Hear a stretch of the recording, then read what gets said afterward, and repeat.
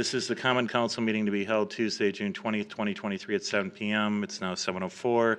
The meeting is called to order. Would you please call the roll? Alderperson Juzwicki. Alderperson Bailey. Present. Alderperson Kastner. Present. Alderperson Akers. Present. Alderperson Sarian. Present. Item 2 is opening prayer. We have Pastor Rogers to do our opening prayer.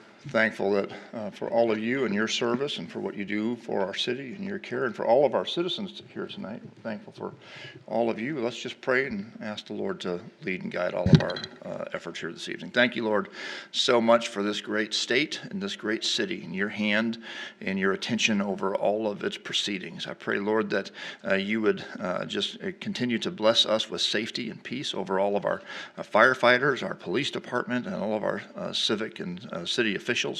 I just pray that you'd lead and guide our conversation and all of our, that you would bless them with great wisdom as they lead our city tonight here and keep all of our citizens safe and at peace. In Jesus' name we pray. Amen. Thank you. Yeah. Item C is the Pledge of Allegiance. If you would stand and join me as we recite the Pledge of Allegiance.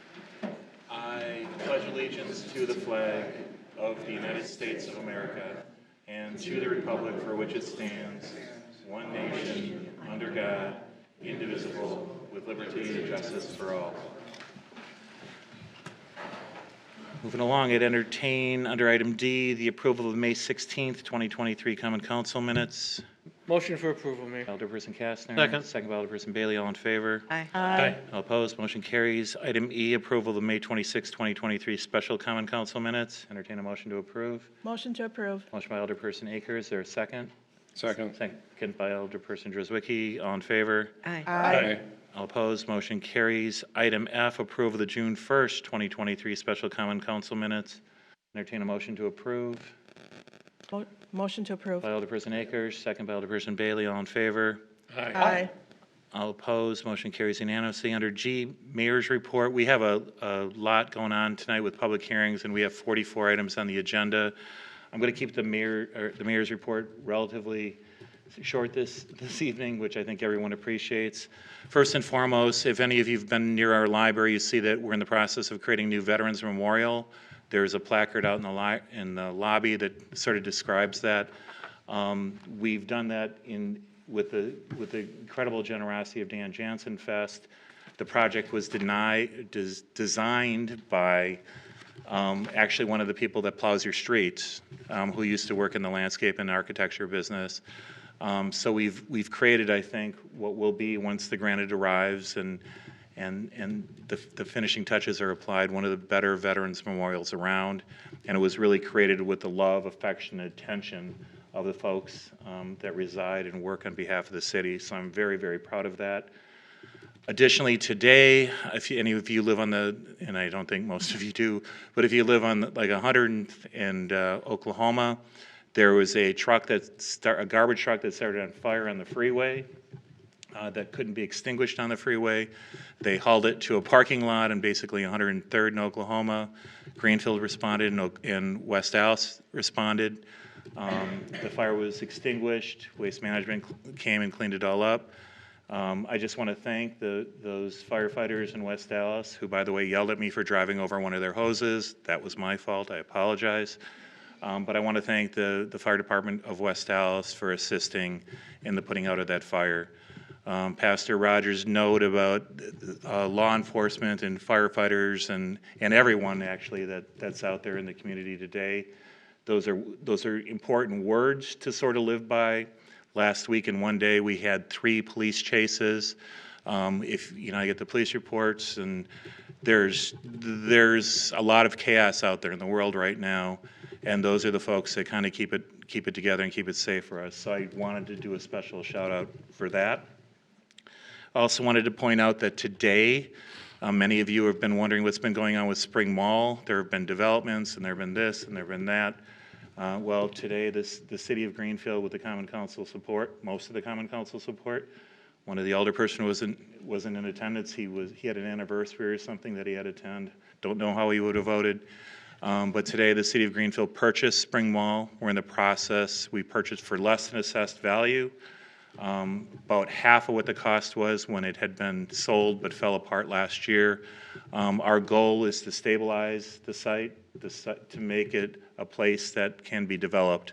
We were concerned that the folks in New York that owned it haven't really taken good care of it for a long time. It was kind of termed a fire sale, I guess that's the right word, that they used. They just wanted to get rid of it. So we closed on that property today. I want to thank all of the staff, because there's a lot of stuff to take care of when we do stuff like that.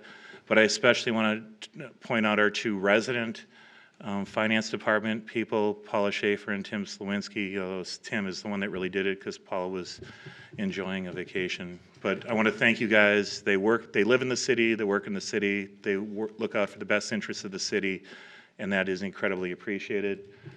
I know I was going to try to keep this short, but Friday night we had our first concert at the amphitheater on roughly 51st and Layton. I'm told that was a great success. I want to thank the sponsors of that.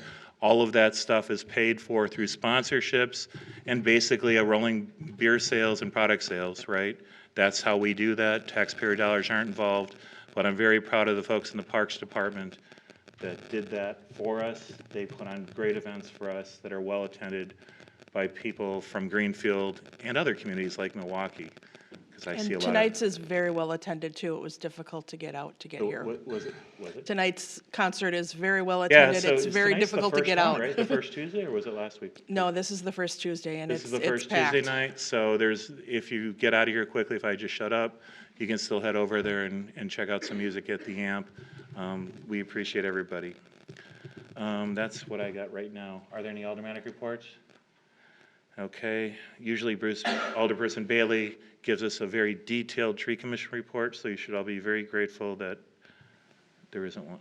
At the next meeting, though. At the next an meeting, oh, update on the great, tree good. commission. So you want to come back in July for that, for sure. These are very important to the Trees are very important to the world. Yes. They are, no doubt. Looking at orthos of the city while I go down the thing, 50 years ago, there weren't many trees in Greenfield. It was all farm fields. Most people don't know that. 75 years ago, it was flat and barren as could be. So somebody's doing something right because there's a lot more trees than there used to be. 10,000 more. Well, that was just last year, right, Bruce? That's right. Not All right. Last couple years. So under announcements, are there any announcements from anybody? Citizen commentary, is there any other than for the public hearings that most of you hopefully have signed up for? Can somebody go get those for me while I keep moving along? Before we begin the public hearings, we have our very expensive financial advisor here, Mr. Joe Murray from Ellers, to go to item 27. I promised him that we would do that before the public hearings begin while they're being collected. Item 27 is consideration and possible action on a resolution approving an amendment to the project plan and boundaries of tax incremental district number 8. Christie, if you could just run through this quickly. In a nutshell, there's a locksmith property on Loomis by where the development's happening, by the park and ride over there. The locksmith had previously not wanted to be in the TIF, or although he says I'm not sure. But now he is going to be in the TIF, so basically the amendment was to add that parcel to the TIF. Is that correct? That is correct. Can I make a motion to adopt the resolution as presented? You can. I By just did. Alderperson Kastner, is there a second? Second. Can I ask which one we were on, because I was down there? 27, Okay, sorry. let me get down there just a minute. No, Kastner, seconded by Druswicki. That's right, 27. Okay, so motion by Kastner. So if you look on the second map by Drewzwicki. behind us, Got it. the red is the boundaries of the TIF district. The blue is the locksmith parcel. So now is officially in the TIF. Well, I want to thank the CDA for having a meeting today to do this. That was at 3 o'clock this afternoon. 6 o'clock, sorry. What was it? That was the other one, yeah, that's right. economic, this, So just adding a TIF isn't just one meeting, it's like 3 meetings and a lot of work by our financial folks. Motion was made by Kastner, second by Druswicki. Would you please call? Alderperson Drewzwicki. aye. Alderperson Bailey. Aye. Alderperson Kastner. Aye. Alderperson Akers. Aye. Alderperson Zaryan. Aye. Okay, item K, and before we begin the public hearing, some of you have been to the public hearings in the city of Greenfield before.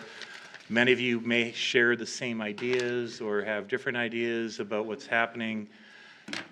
Some folks, a lot of folks have registered either to speak or for information or just to register their opinion. I'm going to call those that have registered to speak. I'm probably going to call the people that are against something first, and then I'm going to go to the ones that are for it, and then I'm going to go, actually I'm going to do the information first, and then against, and then for, okay? If someone before you says exactly what you're going to say, for the purposes of brevity, if you could just say whatever he said or she said, or whatever my wife said or my husband said, or whatever, for purposes of brevity, if you have something to add, just add it, okay? I think hearing the same people say the exact same thing sometimes, it's all going in the record, and you can just say, I agree with him or her, right? So with that being said, K1, and I'll let Christy go through this, is a public hearing on a special use permit for the Greenfield Maranatha, hopefully I pronounced that right, Community Center, proposed community center to be located at 4515 West Forest Home, submitted by Juan Carlos Verut. Hope I pronounced that right. Is Juan here? Yeah? Yes. Okay, I was just, okay. Doing business as Inglesia, Vida Explosiva, and Cristo Inc., and Michael Christensen doing business as MSA Professional Services. Tax key numbers are as listed. Also under consideration at the public hearing on the special use permit is to approve a certified survey map for a proposed land combination of 4515 and 45. It doesn't have an address yet, West Forest Home, submitted by those same folks. And C is to approve the site and landscaping plans for that proposed community center located at that address as submitted by the folks that filled out the application. So did you want to go forward? Thank you, Mr. Mayor.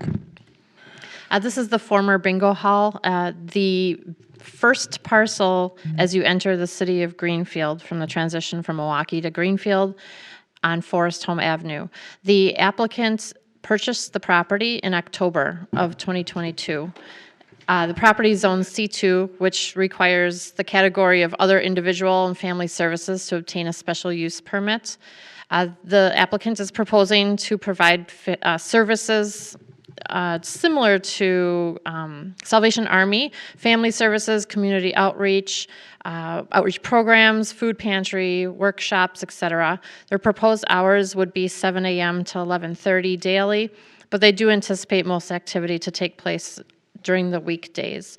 When the applicant purchased the property, they we're not necessarily understanding the City of Greenfield's procedures of going through a special use permit public hearing, and we met with them in January to discuss the needed improvements. This is the gateway to the City of Greenfield, and this site, as you'll see in pictures, has been neglected over time and hasn't received investment in the property and site improvements. First item, as the mayor mentioned, there's also an application for a certified survey map. The purchase included 2 parcels. There's an individual property line that we don't know when we just simply look at the site that separates a partial parking lot from the parcel where the building is located. So their application includes a certified survey map to erase those lot lines and blend them all together. So these pictures were taken in April, and I know that improvements have been made since. They've painted the building and done some power washing, but this is what the Plan Commission, this is the status the Plan Commission reviewed in May as far as site conditions. The parking lots and disrepair in locations, and you can see there's room for improvement. There's not a blade of grass on the site, so this is what the Plan Commission considered and reviewed. They asked for power washing and painting of the building, and the applicant has met with me just this week and said that that's been completed. Plan Commission asked that bollards be replaced, repaired, paint the gutters to blend with the building, but then substantial site improvement. So the application included connecting the gutters to the stormwater system. They drain right to the alley today, and that can be very unsafe, especially in the winter when the water freezes. And so what they'll do is they'll trench this area along the east side of the building. They'll get it hooked to the storm sewer so that the water is not flowing directly out into the alley. They're going to put landscaping in the front along the building and then landscaping along Forest Home Avenue and around the base of the sign. So the Plan Commission recommended to give the applicant some extra time to actually resurface the parking lot, and the applicant, has been receptive to the suggestions of the Plan Commission. Parking is always analyzed when we go over a special use permit. The code requires 34 spaces, 25 would be provided. We did ask, as part of the Plan Commission review, to angle the parking along Forest Home Avenue as a one-way. The flow of traffic works out really well, and the reason for this is because it allows more room for landscaping in the front to kind of provide a little bit of softer buffer to the site from Forest Home Avenue. So the Plan Commission reviewed this proposal at its May 9th meeting. They recommended approval, and we received no letters of objection or support to date. Do you have hours of operation and those Yes. things, the specifics?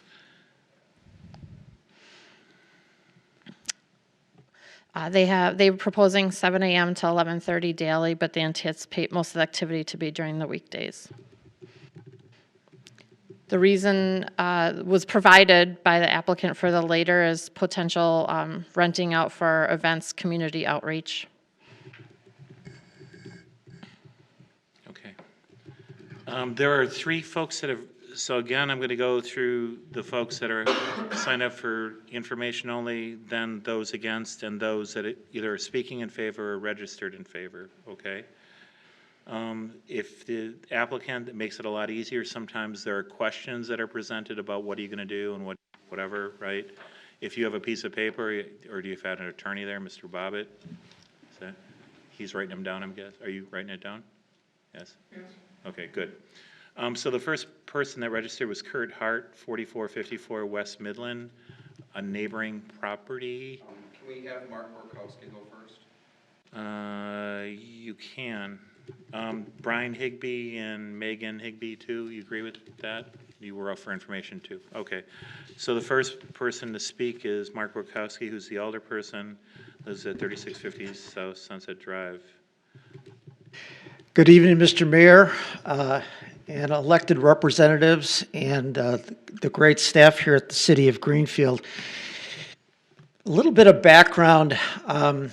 In 1992, I was first elected to the Milwaukee County Board, and from 92 to 2015, I had the opportunity of proudly serving the City of Greenfield.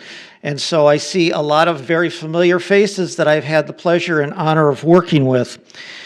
So I feel that I come to this meeting with a better understanding than many.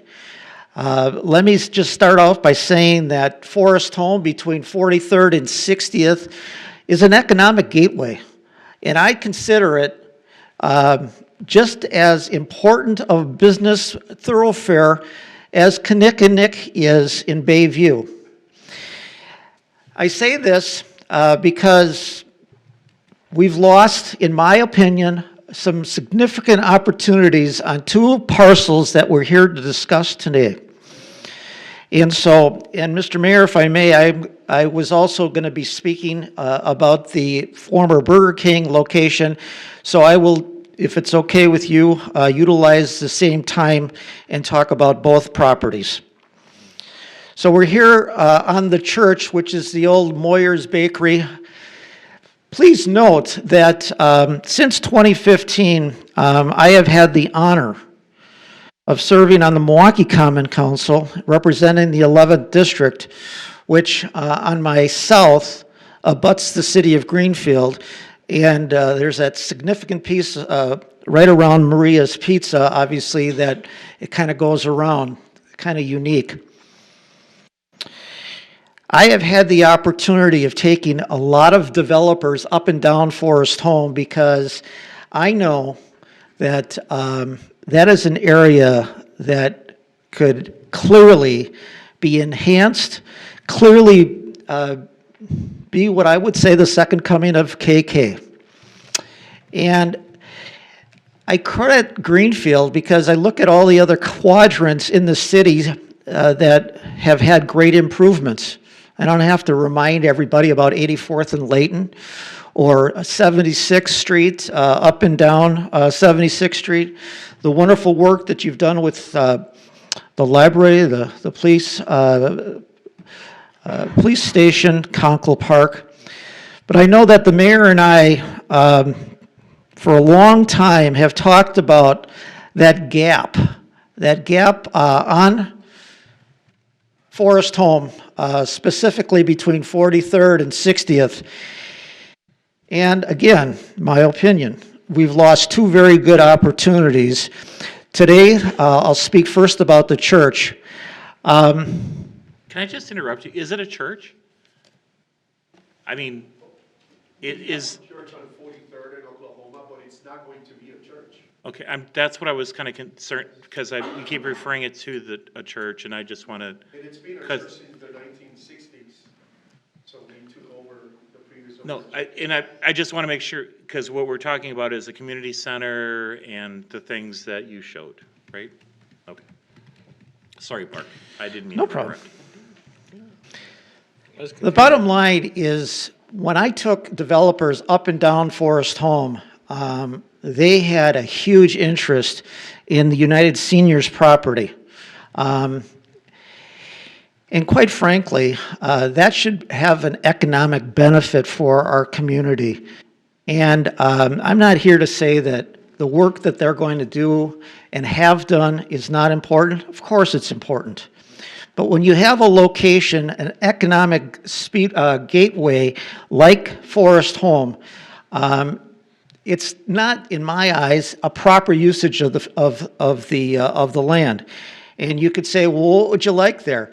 Well, you got significant parking, you got a great location.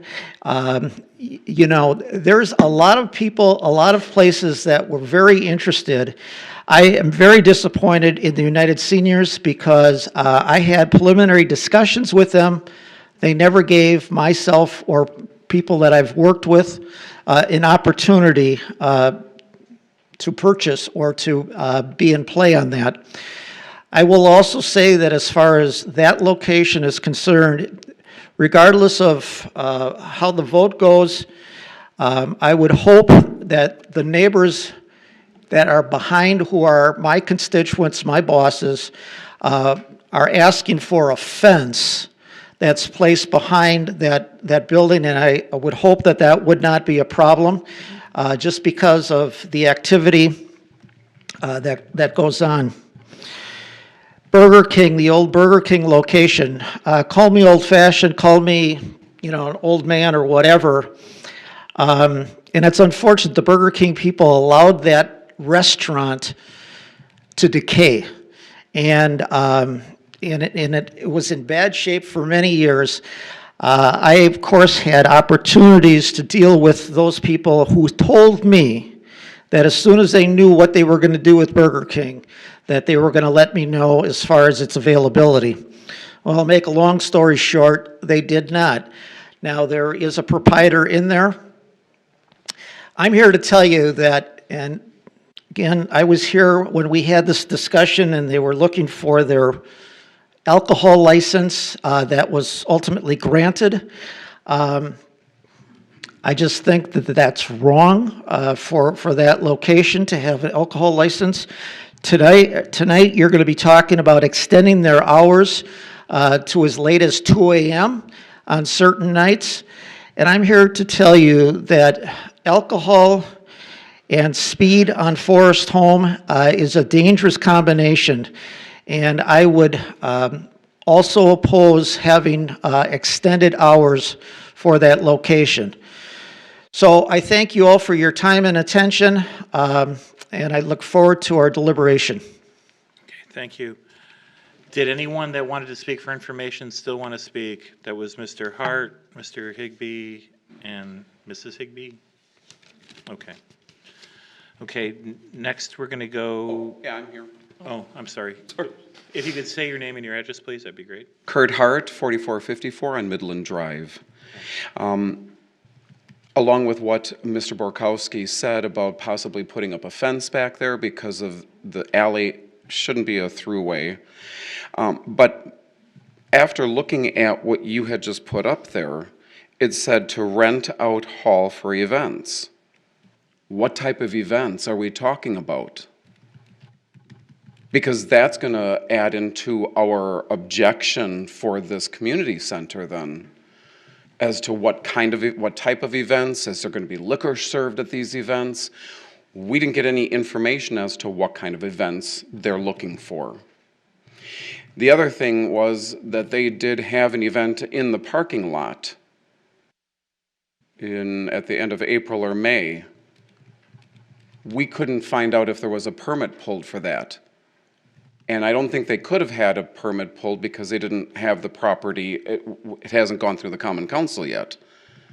So there was an event in the parking lot with food being sold and music. So as good neighbors, that wasn't. You talked about the rainwater coming out of the downspouts there, getting into the alley and possibly freezing in the wintertime. What about all the debris getting into the sewer system? What about all of the rocks that come from Calibres every time it heavily rains going into the sewer system? I would be concerned about your sewer system, not so much the ice or the water coming from the downspouts.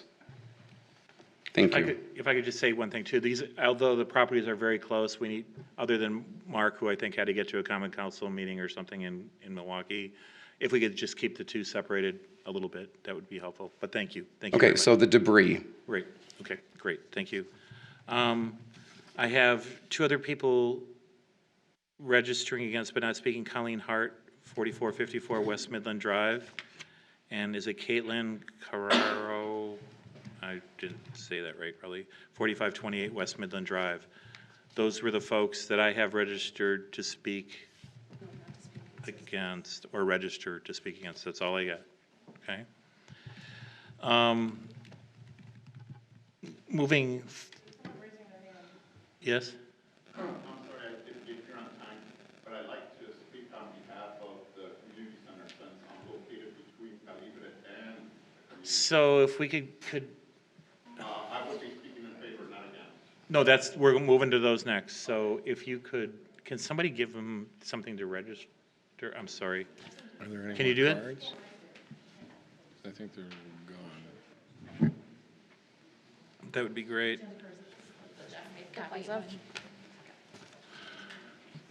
Okay, the following folks are speaking in favor, and this relates to the use, right?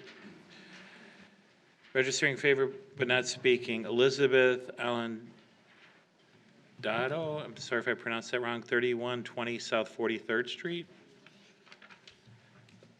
And so people scribble, so if I get the name wrong, please. Lillian Santiago, 8431 South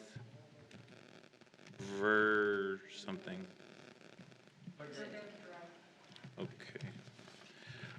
Ruben San Diego, 8431 South Verdot. Is that Verdot? Is that how you pronounce that? Okay. Maricela Roca, 324 Prospect Avenue. Aaron Pratt, 1803 East Main Street, apartment 304. Maritza Gonzalez, 1414 South 65th Street. Okay. Thank you. Amy Jop, hope I pronounced that right, 214 East Holt.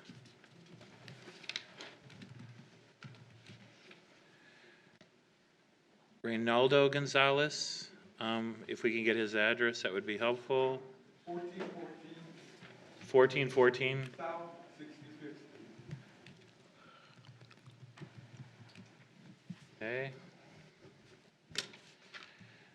Maria, it's either Delez? Deliz, is that right? Okay. 4567 South 23rd Street, apartment 3.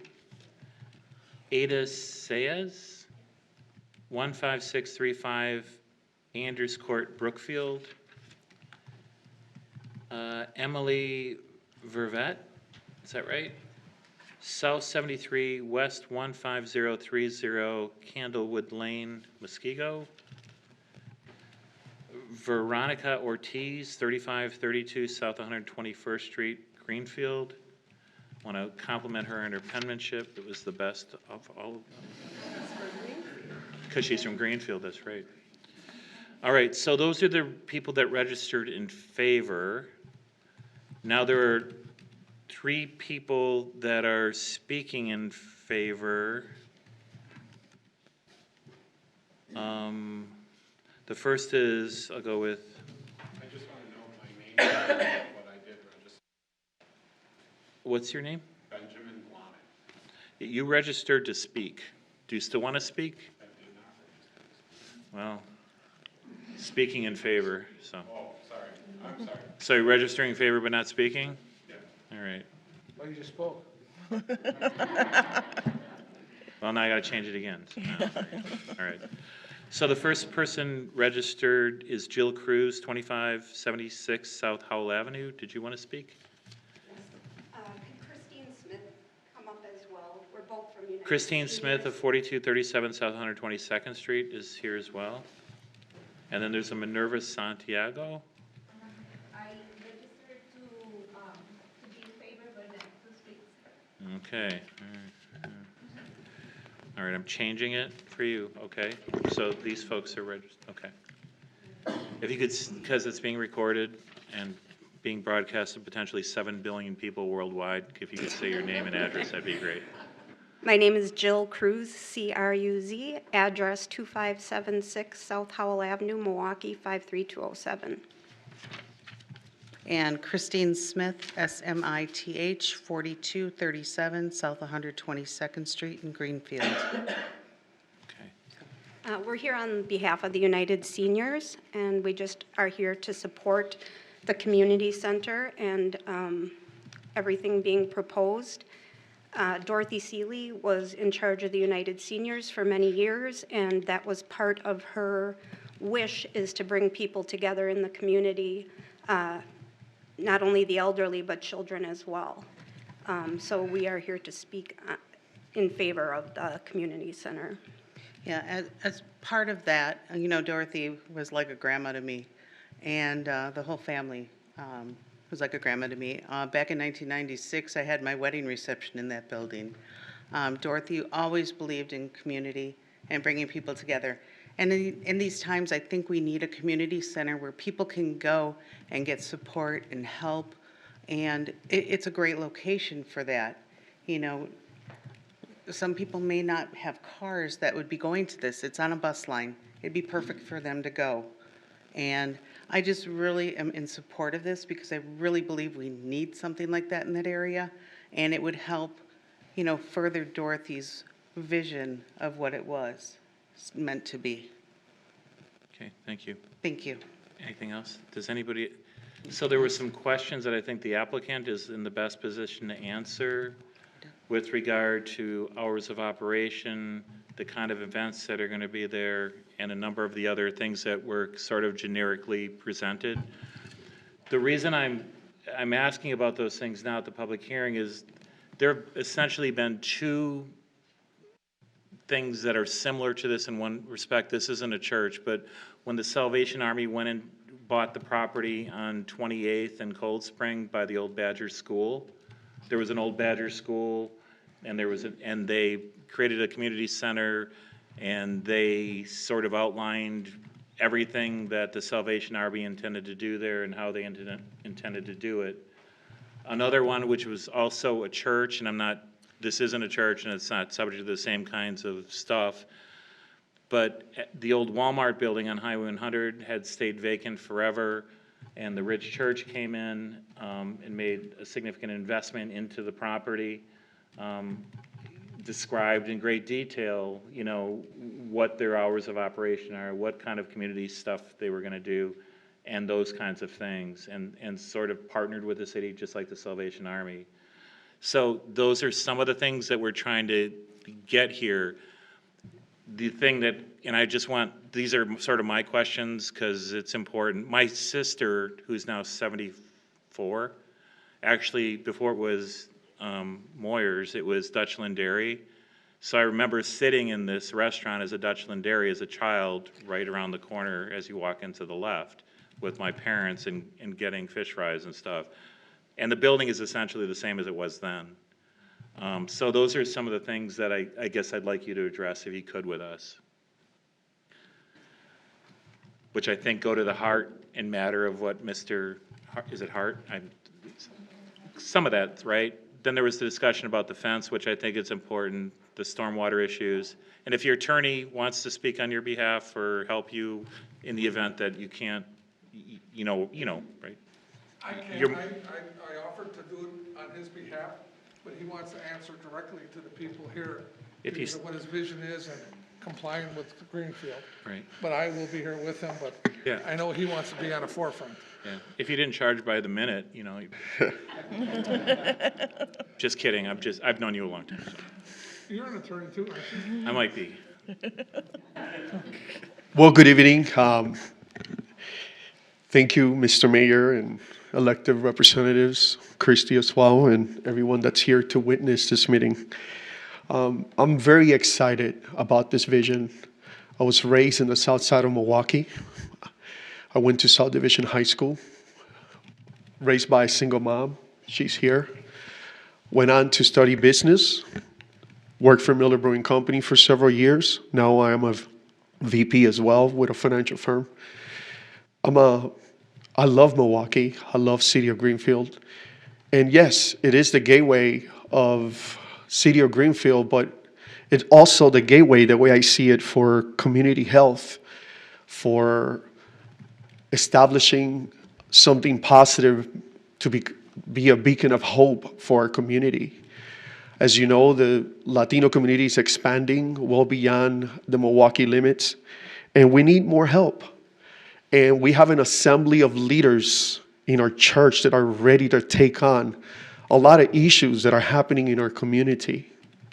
Mr. Borkowski, I know you for many. And I just have to ask this, is it a church or is it a community center? It's a community center. Okay. What I'm saying is that we have capacity, we have leadership, we have people with years of experience that can bring this vision into fruition for the community center. And that is the reason why we want to take this vision of opening a community center to bring so many crucial and foundational services: domestic violence awareness, food pantry, youth programming, troubled teens, free medical screening, community MPD, crime and safety meetings. We want to do so many things for our community. And I know this is a perfect location. It is the gateway, yes, but it's also the gateway for a huge gap that I think someone needs to take on.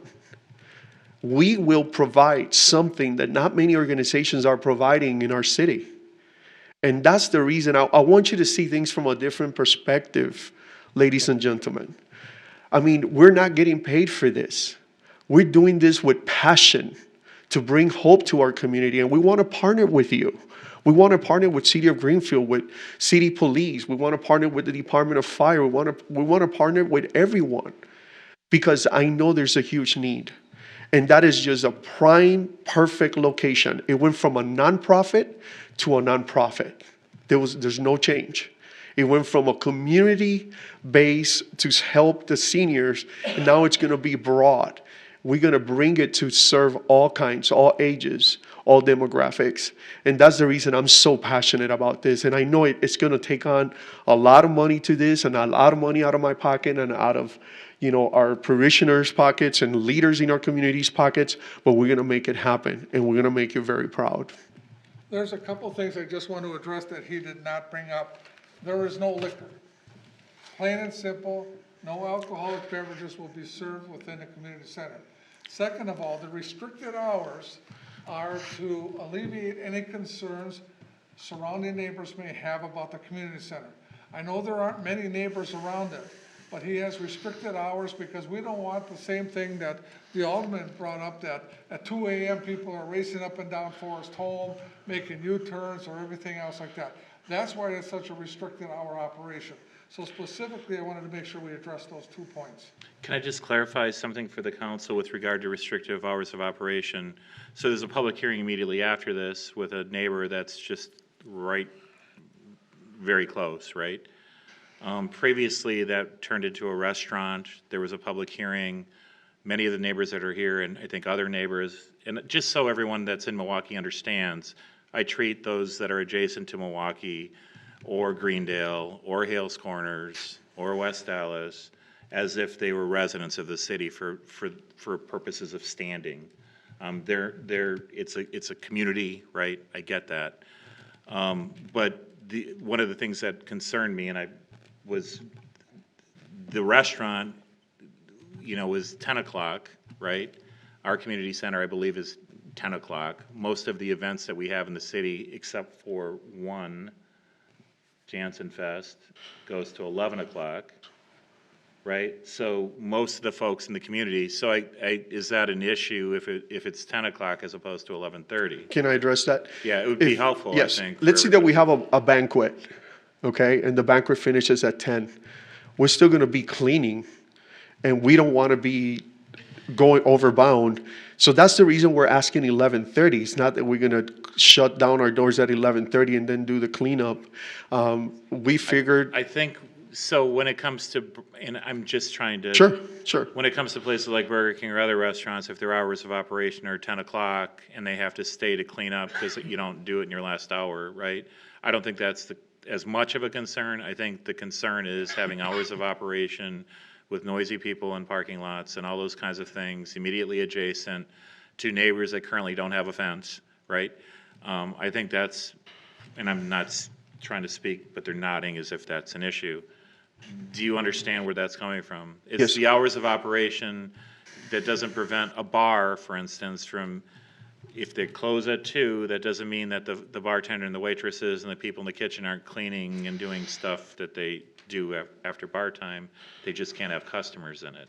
That's, I think, Yeah, what the issue is. we're just hoping, Mr. Mayor, to get, at 11:30, we feel that if we finish an engagement at 10, that we'll have enough time to be out. I guess my question is there an objection by you to having hours of operation that end at 10 p.m.? Can it be 11, Mr. Mayor? That you're gonna, Yes, We can always clean after. yes. guess I mean, if that's a huge concern, I mean, it is what it is. Okay. I guess he countered with 11, and I think the reason why he countered with 11, that's traditionally the hour of curfew. I don't know what the hour of curfew in Greenfield has, but in Milwaukee, it's 11 and 10 on school nights. Does that mean they have to be home by, or leaving the premises? They have to be home by 11. So I mean, this is the thing that I'm just trying to get to without like helping or anything, right? Because I'm presiding over an impartial thing. I just want to know what your thoughts are about 10 p.m. I'm not here, we're not as a council negotiating. They're the ones that make the ultimate decision, but it might be helpful in their decision if they knew where you stood. If Yeah, it's 11 or 11:45 or it's all night, whatever that is what, I guess it would be helpful for you to say what you're thinking. I just hope that by committing to 10 o'clock and an event goes over, that we have, like a banquet, The clock is 10 o'clock. yes.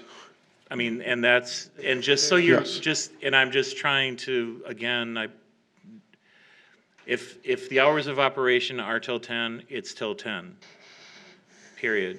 I mean, we run into this with car washes, we run into this with restaurants, we run into this with bars. It's like, well, it was my birthday party and we stayed till 2:30 at the bar. Well, the bar closed at 2. yeah. That doesn't, it's 10. And you have to, and I think what the neighbors are probably looking for is some certainty and surety that you're going to do what you say you're going to do, and you are going to be respectful, and that you operate within the hours that you say you are. So they don't have to call the Greenfield Police Department, which will get routed And that's to what we Milwaukee. want to avoid, Mr. Nitschke. That's the reason why we would hold maybe 11 o'clock, if you will. Right, okay. Thank you. Did I miss any of the other questions? There's the fence issue, so, and I'm just trying to, with your council present, right?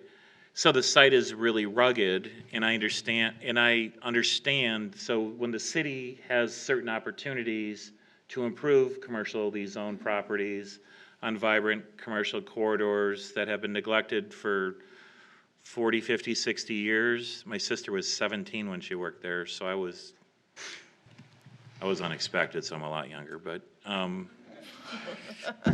so it's been a long time. The building looks exactly the same, right? And the parking lot probably hasn't had a lot of improvements, and the planning commission has made some suggestions, and there are some things about attaching the water to the sewer, and yes, it does matter that you do that, because we sell the Jesus out of alleys and roadways where downspouts and stuff freeze, and we don't want that. And this is our opportunity to fix that, some of those things. And If all you could go through suggested, those things a little bit. So you're willing, you are in agreement to the landscaping planning plan. So all those improvements that are on there, you are going to do. we're very excited. We have all the contractors, all suggested improvements will be completed within the time frame that Christie has allowed us and all of you. What was the So- time frame again? Just for the neighbors to know. So just for the folks that are in the public hearing, and I wasn't at this planning commission meeting, we typically, before we allow occupancy, but we give deadlines and times, right? It's hard to get contractors, it's hard to, and we understand potentially the plight.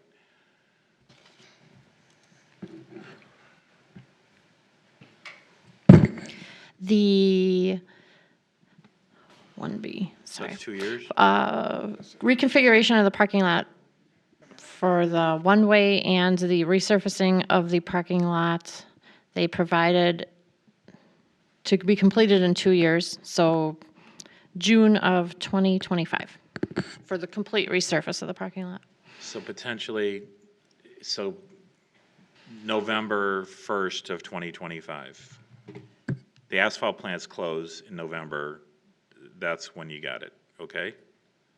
Is that fair? That's giving you an extra 4 months and a summer's worth of time.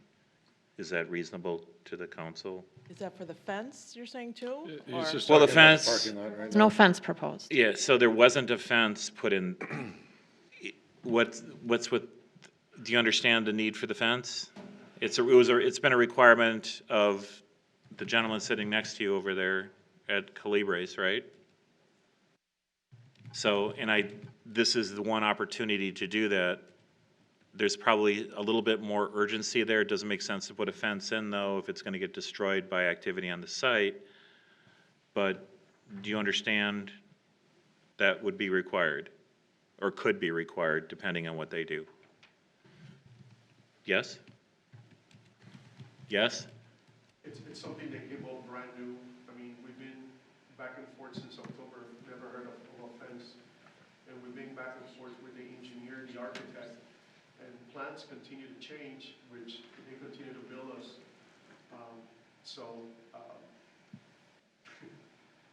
Because I suspect strongly that it will be the consideration of the council to be consistent along the alley.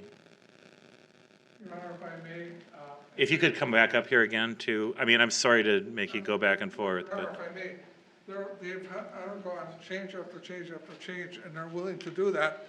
But the one thing that, for example, about the sewer line, they can't find anybody from the city of Milwaukee to give a permit, and the city of Greenfield has a position, they're not gonna give a permit.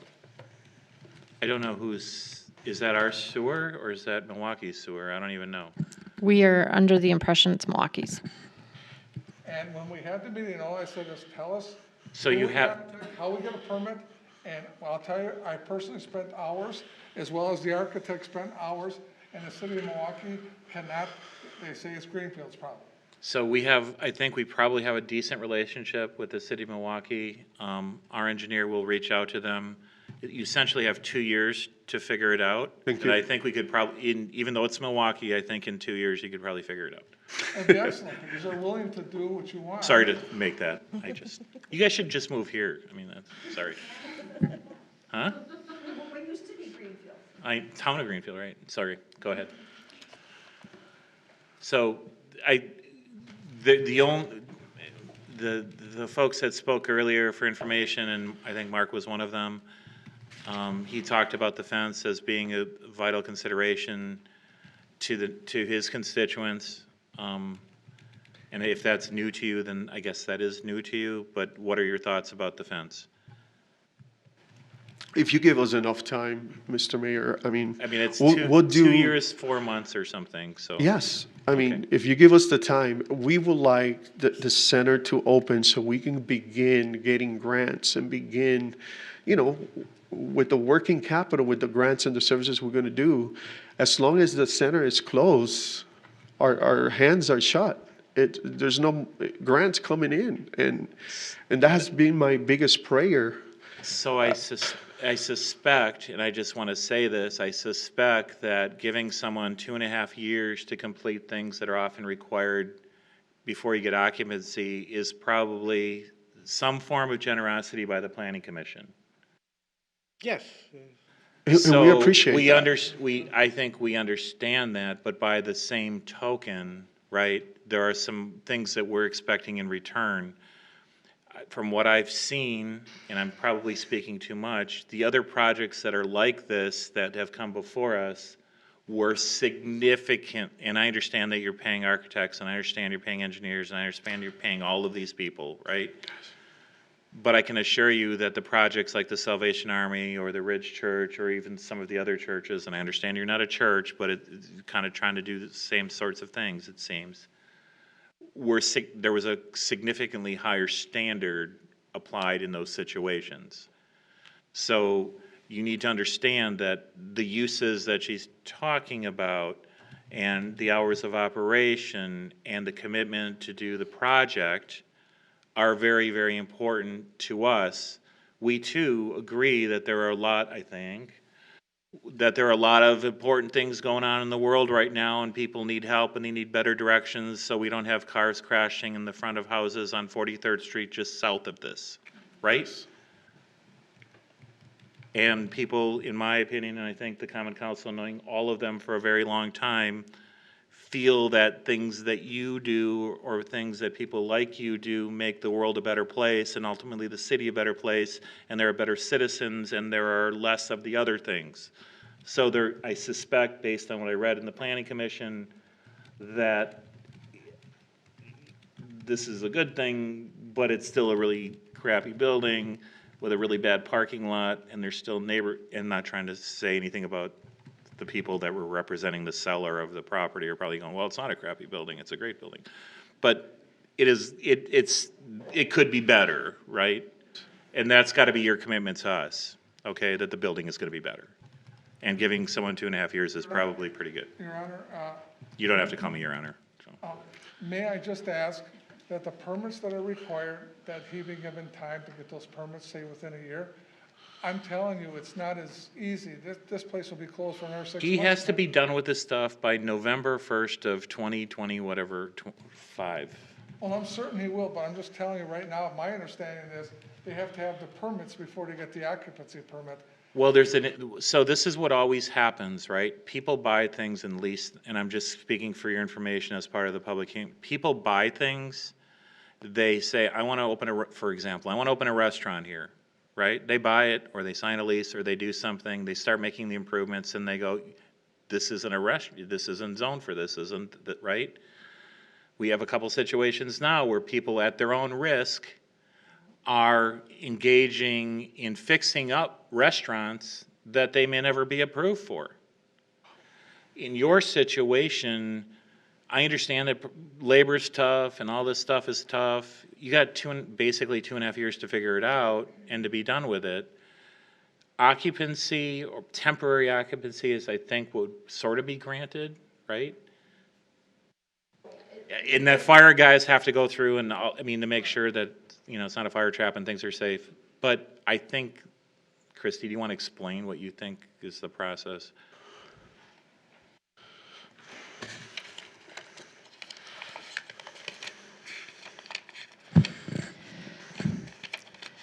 So yes, I met with Mr. Bobbitt and another representative just two days ago, yesterday? I don't know. It all blends together. Just a few days ago to go over these conditions that were required by the Plan Commission. The conditions are 1 through 7 prior to an occupancy permit being issued. Number 1 is, it's a long list, but it's a plan. Get us a plan that shows the following. And it literally says the work associated with that in items 1B and 1G, you have 2 years to complete the work. But we want the plan. We need the plan showing what is going to be done. 2 and 3 are standard, get us the landscaping, surety, letter of credit. 4 was a copy of an easement agreement with the neighbor for access in and out between the 2 properties. 5 is a permit being obtained from the DOT for landscaping work in the right-of-way. 6 is a permit for the stormwater connection, and 7 is, again, just a plan. So a couple of those things, the permit with the state and the permit with the city, it can take 6 months to get that.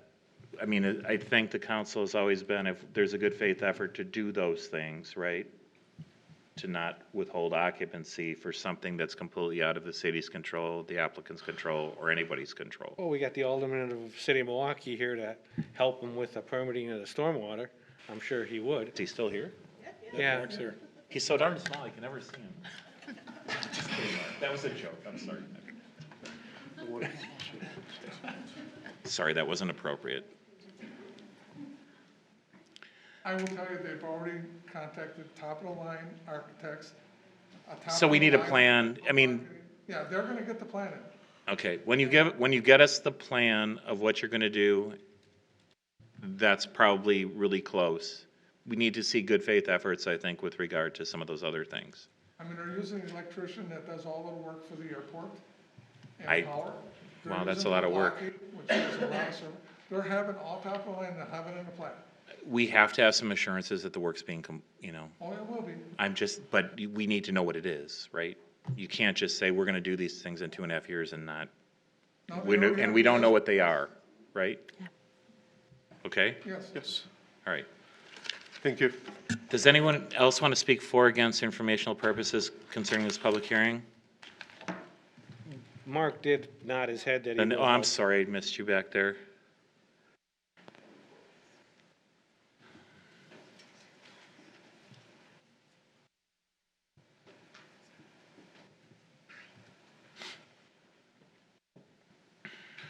Good evening. My name is Victor Hake. I am located on the property 4531 West Forest Home, which is in between the community center and the restaurant. I see a lot of kids in the alley playing basketball, running up and down on bikes, etc. They're also hanging out in the back portion. If you can see where my building is located, there's a lot behind me there for the parking, and they're often hanging out there. One of the things that I think is with the community center, that would be a great idea to have some of these kids an outlet to go to, especially being on an area where, Forest Home is such a busy street, and you get a lot of kids that, are just riding their bikes and in that type of area.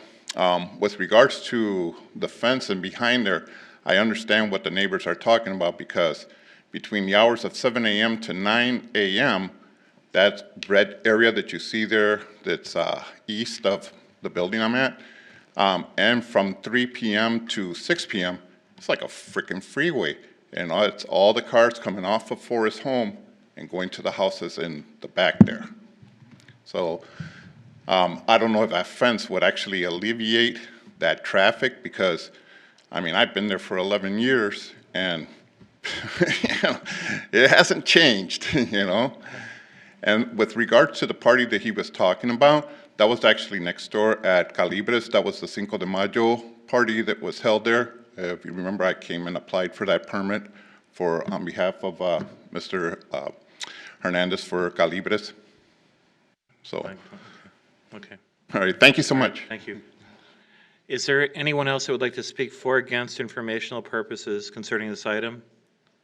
I'd like to rebut some of the things that he said. quickly, okay?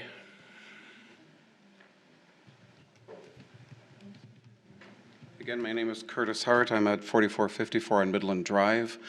Regarding El Conquistador, with the parking lot in the back,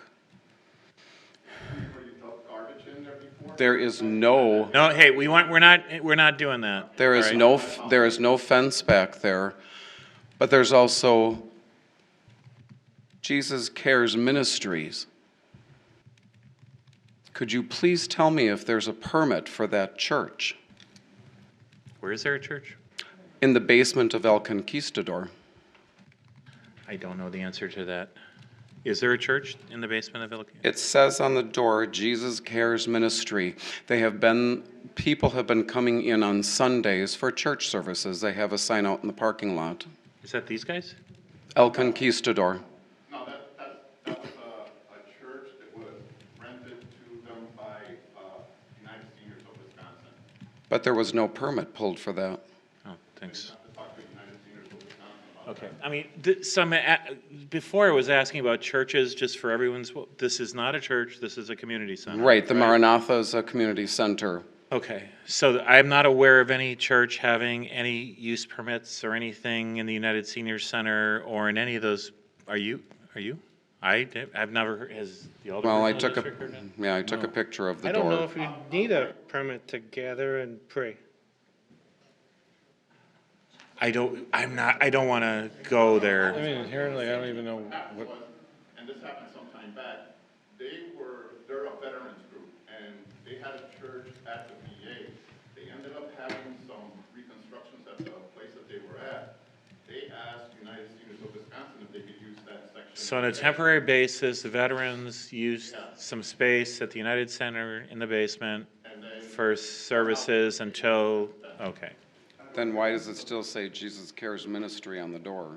I don't know, it says Jesus love you on every stop sign I stop at, so I don't know. But it's ministries, so it's a church. They've been there. Okay. No, I wasn't trying to be facetious, but I don't know why it says that. But it makes sense if that was the explanation. Maybe the sign should be removed since it's not a church and it's, okay. Does anyone else want to speak for or against for informational purposes concerning this item? I'd entertain a motion to close the public hearing. Second. Okay, so there are three things. One is, We're gonna vote.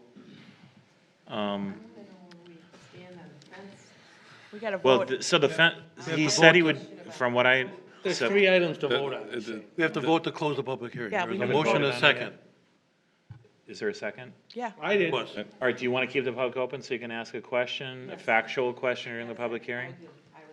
Okay, so would you Hold it for a second. withdraw the motion? Okay, so she's going to have a question on the fence, I'd like to know and you have to go back up there. where we stand on the fence. Is there any agreement that there will be a fence? My understanding was that. Would you want to come here? So what typically happens with that, and I think what he's about to say is that if you require a fence, there's a fence. I don't know, he didn't say that with the time, it's 11 Well, o'clock. well, if you require it as a condition of your Oh, special yeah. use, then it's the fence is the fence, okay? I think that's helpful, Yeah. but to clarify, right? Yes. I've been at the center, and yes, there's a lot of cars that drive through there. So I know that it would be possible to have a fence. However, it's another improvement that we know tack on in addition to the 100,000 plus of other improvements that we got to do. Yes, I would love to have a fence there to keep it more safer. But again, it's a matter of the timing factor. So if you guys give us that 2.5 years to be able to do that, I would love to see a fence put up. Okay, all right. Does that Yes. answer your question? I'd entertain a motion to close the public hearing. So moved. By Alderperson Akers, second by Alderperson Bailey. Here, I'll second it. All in favor? Aye. Aye. All opposed, motion carries. So there are three items coming out of the public hearing. The first is let's do the easy ones first. The first is approving a certified survey map for the proposed land combination of those two properties that were delineated I don't think there's any Motion for approval. by Alderperson Caster. Is there a second? Second. Second by Alderperson Driswicky. Would you please call? Alderperson Juzwicki, Aye. Alderperson Bailey, Aye. Alderperson Kastner, Aye. Alderperson Akers. Aye. Alderperson Sarian. Aye. Okay, item C, I'm going to do before I get to the special use. It's approves the site and landscaping plans for the center at that location. That includes the plan that we discussed, but that you're still providing, which is a problem, right? So what we're relying on right now is what was presented at planning, which is this plan.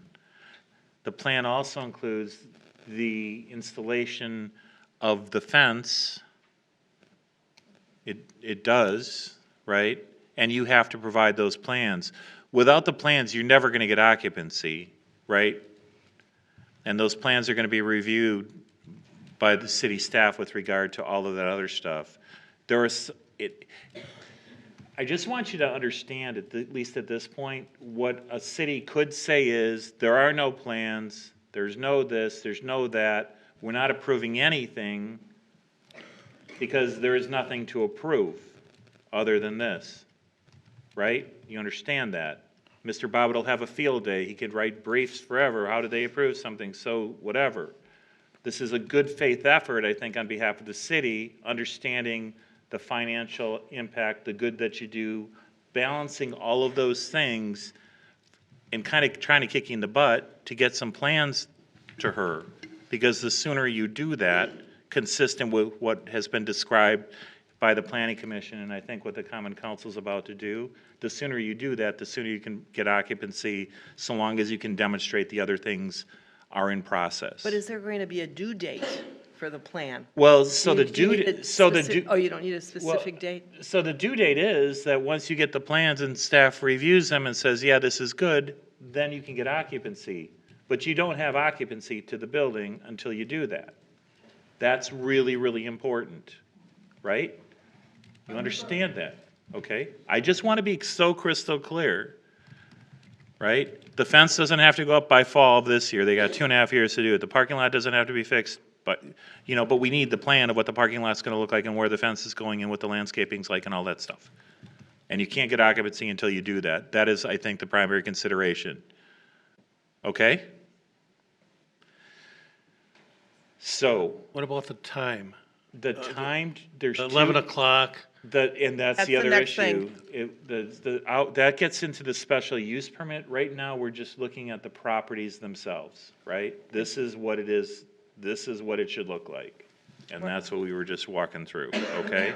So the time and the hours of operation will be the last thing, item A, which is approve a resolution for a special use permit for them that incorporates the site and landscaping plans, but also incorporates hours of operation and the other conditions of the special use. For instance, I think it was said, there won't be any liquor sales at this location, right? That's probably important to the neighbors, and that's an important consideration. If the hours of operation are 10, 11, 12, whatever you guys decide, that's one of those major things in there. The rest of the stuff that's in there is generally boilerplate, right? Okay, so right now, it's just the site and landscaping plans, right? We're on item C, approve site and landscaping plans. Did I make a motion to approve it with all those conditions? You can. I am going to. By with- Alderperson With the Kastner, is there a With the second? fence that, With the 2-year timeline. with the 2-year timeline, which, Through November 1st of 2025. and the Is that timeline for the five? other aspects, and And occupancy won't, the greatest condition of occupancy is the presentation of the final plans to be approved by staff. Okay? That's just one part of it, Bruce, okay? okay. All right, so if you like that for the building and the grounds and the timeline, that's what you would, there's a motion, is there a second? Hester Second. made the motion. I'll second. Second by Akers. Under discussion. Yeah, I was just wondering if some of this stuff is a little premature. Alderman Mark Borkowski is one of the greatest public servants that I know, and if he has some weight when he speaks, in my mind. So I'm a little leery of this whole thing, especially some of the problems that have been discussed. Okay. Okay? Mark, and for those of you that Mark's representing, something I want you to understand, because I'm the older person for this district, right? I remember when I was a younger kid, what that intersection used to look like. I know the businesses that used to be there, and I knew how that Christmas tree used to be lit every year, okay? I haven't forgotten about any of that. Inherently, the city is going to try to set a very high standard here in regards to how these properties are going to be redeveloped. Now, in this case, someone wants to make a community center out of it, okay? As the first pass, if you will, to trying to fix the rest of this street. The loss of Maria's Pizza on my end of the street, hearing that, I was upset about that. I'm trying to be a champion for small business. I want you guys to understand that we're not trying to create a situation where we're going to let the place fall apart any more than it already has, right? So I hear you. I heard what Mark said. I know you guys have your concerns. If we can get through all of this and hopefully move forward with this, we at least have one property where it's been almost completely redeveloped. It doesn't look terrible. And we actually can build some sort of community out of it. And if I remember correctly, the church actually operates across the street on 43rd in Oklahoma, right? This is the separate building, but that's the city of Milwaukee, right? So now you want to use a building in Greenfield, which happens to be, a block and a half away, if even that, right? I don't see any reason why we can't do something like this and not have all of you get upset about it. Now, inherently, they have to pass all of this first, right? They have to bring that plan.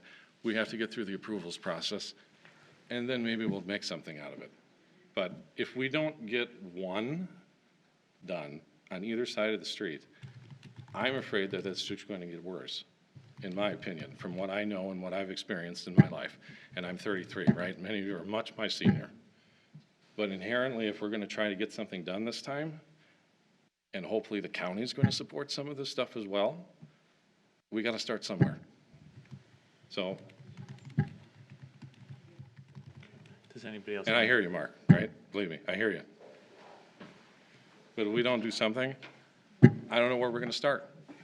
And this is one property. We've got, 30, 40 potential commercial properties we could put around that? North Shore Bank spent how much money putting up the bank property on the other side of the street?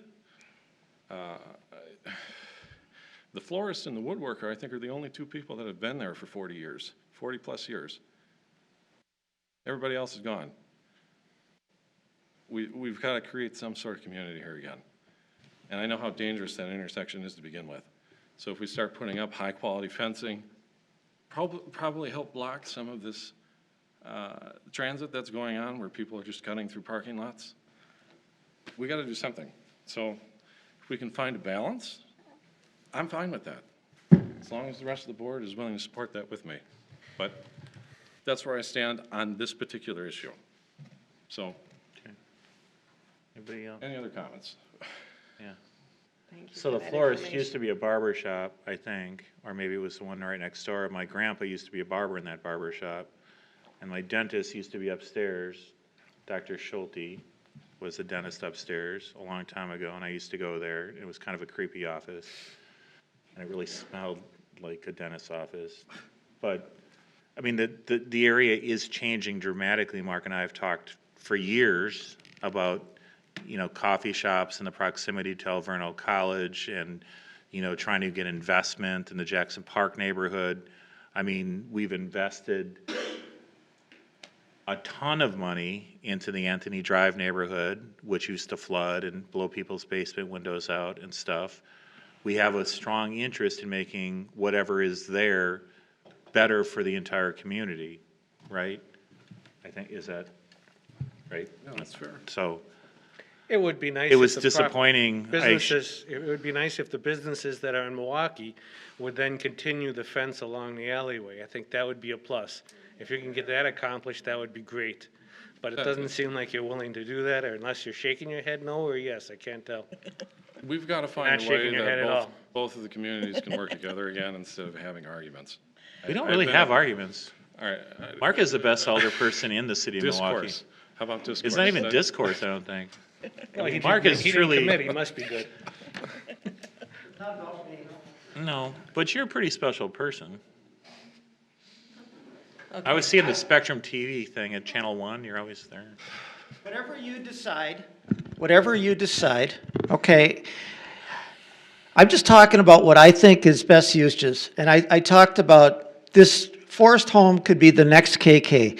But if that's not the vision, I don't have a problem with community center. That's good for the community, all right? And I'm here to help, and if it's sewer, Carl, you've been working me over all night. And you've been working And, us yeah, over. you have. And so, listen, I am happy to work with the sewers, with the engineer, whatever, okay? I'm here to serve. All right, this is not about us versus them.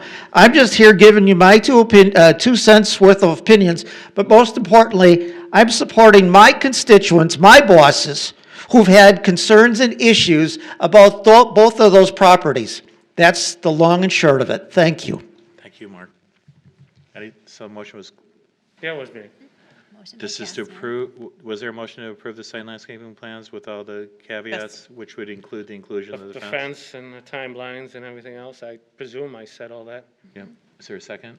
Yeah, there was. Seconded by Akers. Would you call? All in favor? Aye? Aye. Opposed? Motion carries unanimously. Okay, now we get to the approving a resolution for a special use permit for Greenfield, how do you pronounce it, Marinata? Marinata. That's Marinata? easier than I thought. Community Center, at the addresses listed above. That special use permit would contain the approved site and landscaping plans to be provided, right? And recognizing that occupancy is not to be, permanent occupancy is not to be provided until those plans arrive, or temporary either. And the hours of operation would be?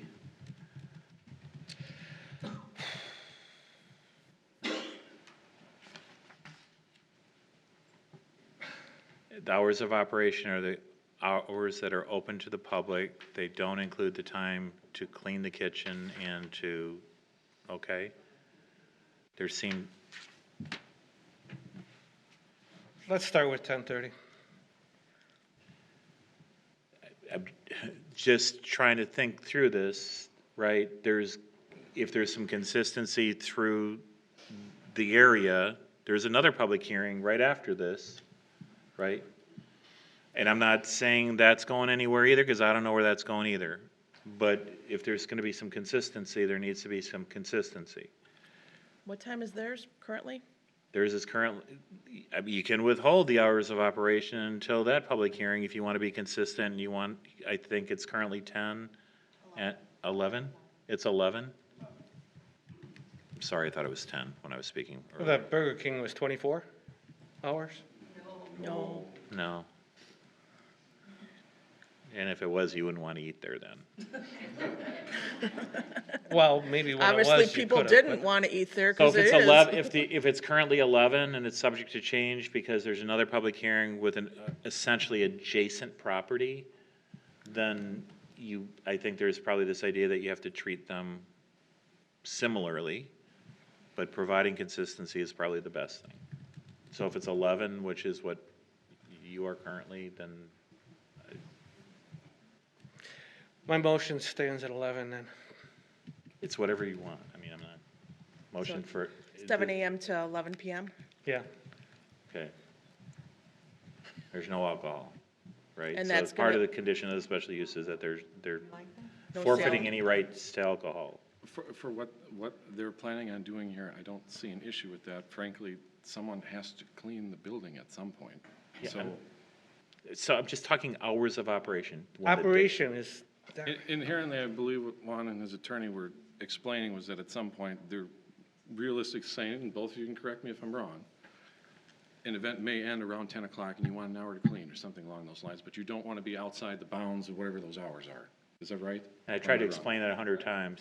But As that long as the doesn't- hours of operation, you can't have the event go past whatever time it is. Physical You can event clean stops at until that- next morning if you want to, you just can't have hours of operation past that time. That's all I'm saying. customers and that kind of thing, right? Customers. Employees can still be there. Employees can still be there, volunteers can be there, as long, what?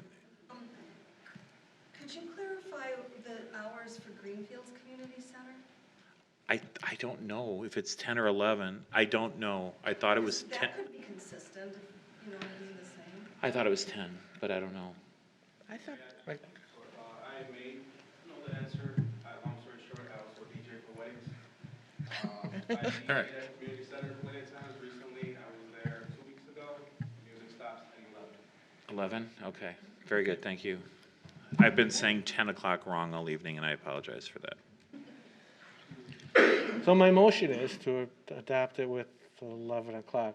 Okay. And Personally, I would like 10 o'clock, I prefer, but So there's been a motion for The flag right 11. now. Is there a second to the 11 motion first? Second. By Akers. Now, did you want to issue a friendly amendment to 10? No, 11? doesn't look like it's gonna go anywhere. Okay, so do we have the special use stuff down, do we think? Okay. I'll call. Sorry. Okay. Alderperson Juzwicki. Aye. Alderperson Bailey. No. Alderperson Kastner. Aye. Alderperson Akers. Aye. Alderperson Sarian. Aye. Okay, motion carries 4-1. Okay. So that's probably good. But, so it's not me that you have to impress, it's kind of your neighbors, right? Right? It's All right. it's gonna be in the landscaping and Okay. details and the So we're gonna give you, cleanliness. if you want to stay and listen to all the other public hearings, you can do that, but if you want to leave, could you leave now? Quickly, so you have a minute or two, just so we can, if you're just here for that one. You actually can download this on YouTube anyhow. You can watch it on YouTube. You can watch it on YouTube, it's available all the time. But you can't sell it. Well, she has her own copy. All right. So I'm trying to.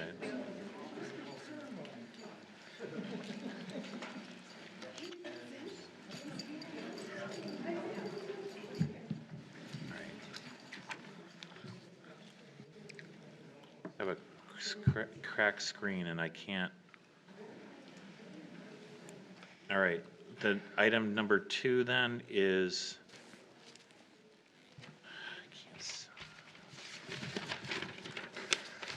Item number 2 is a public hearing, a special use review for proposed hours of operation to Calibris, an existing full-service restaurant located at 4555 West Forest Home, submitted by Alejandro Hernandez, doing business as Calibres. This would be to approve a resolution for a special use review for proposed hours of operation at Calibres and approve a site plan review too as well. Do you want to go through that for me? Thank you, Mr. Mayor. I'll make this short and sweet. Just one slide. The approved hours of operation from July of 2022 were 7 a.m. to 11 p.m., 7 days a week. They are proposing modified hours Monday 9 to midnight, Tuesday, Wednesday, Thursday 9 to 1 a.m., Friday, Saturday, Sunday 9 to 2 a.m. The Plan Commission did recommend approval. We've received no letters of objection or support to date. Okay, there's also something about a site plan review?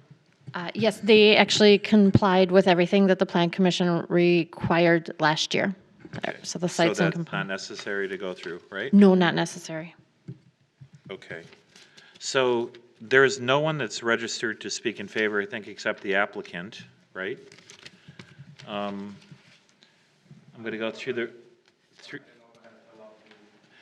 if you want to fill out the, you can. I mean, you're the applicant, so you're given sort of, it's this color, if there are any. Do you see any of that color left? It doesn't matter what color, just pick a color. Just put your name on it. Okay, so these folks have registered against but not speaking. Kelly, that one, yep, 4528 West Midland. I think it's, is it SHUNLLA? And you gotta hook up with it. There was a lady over there that had amazing handwriting. We should find her. Kelly, 4528 West Midland Drive. Caitlin Carraro, 4528 West Midland Drive. Colleen Hart, 4455 West Midland Drive. Brian Higbee, 4514 West Midland Drive. Megan Higbee, 4514 West Midland Drive. Mark and Jean Kurzinski, 4520 West Midland Drive. There were also 2 people that registered to speak. The first is Mark Borkowski, the second is Kurt Hart. I think you said, well, I'll let Mark go. Alderperson Barkowski from 3650 South Sunset Drive in Milwaukee. You're up. And you already said, I think, what you wanted to say, but if you wanted to. I'm actually sorry that we're back to this stage, and I go back to the original date that the applicant was here. I guess I'll speak for myself. My worst fears are being realized. I think that it started out that it was going to be rather tame. Then they got the alcohol, and sooner versus later, it was going to be into the morning, early morning. A Sunday night at 2 a.m. is absolutely ridiculous. A Tuesday, Wednesday, Thursday to 1 a.m. is even more ridiculous. So I am vehemently opposed. I think that it's a dangerous combination with the speed on Forest Home, the lateness of the night, and the alcohol is a recipe for disaster.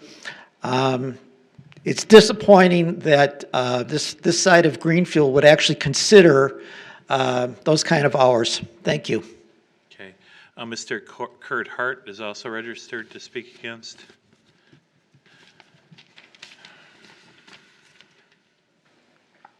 Thank you.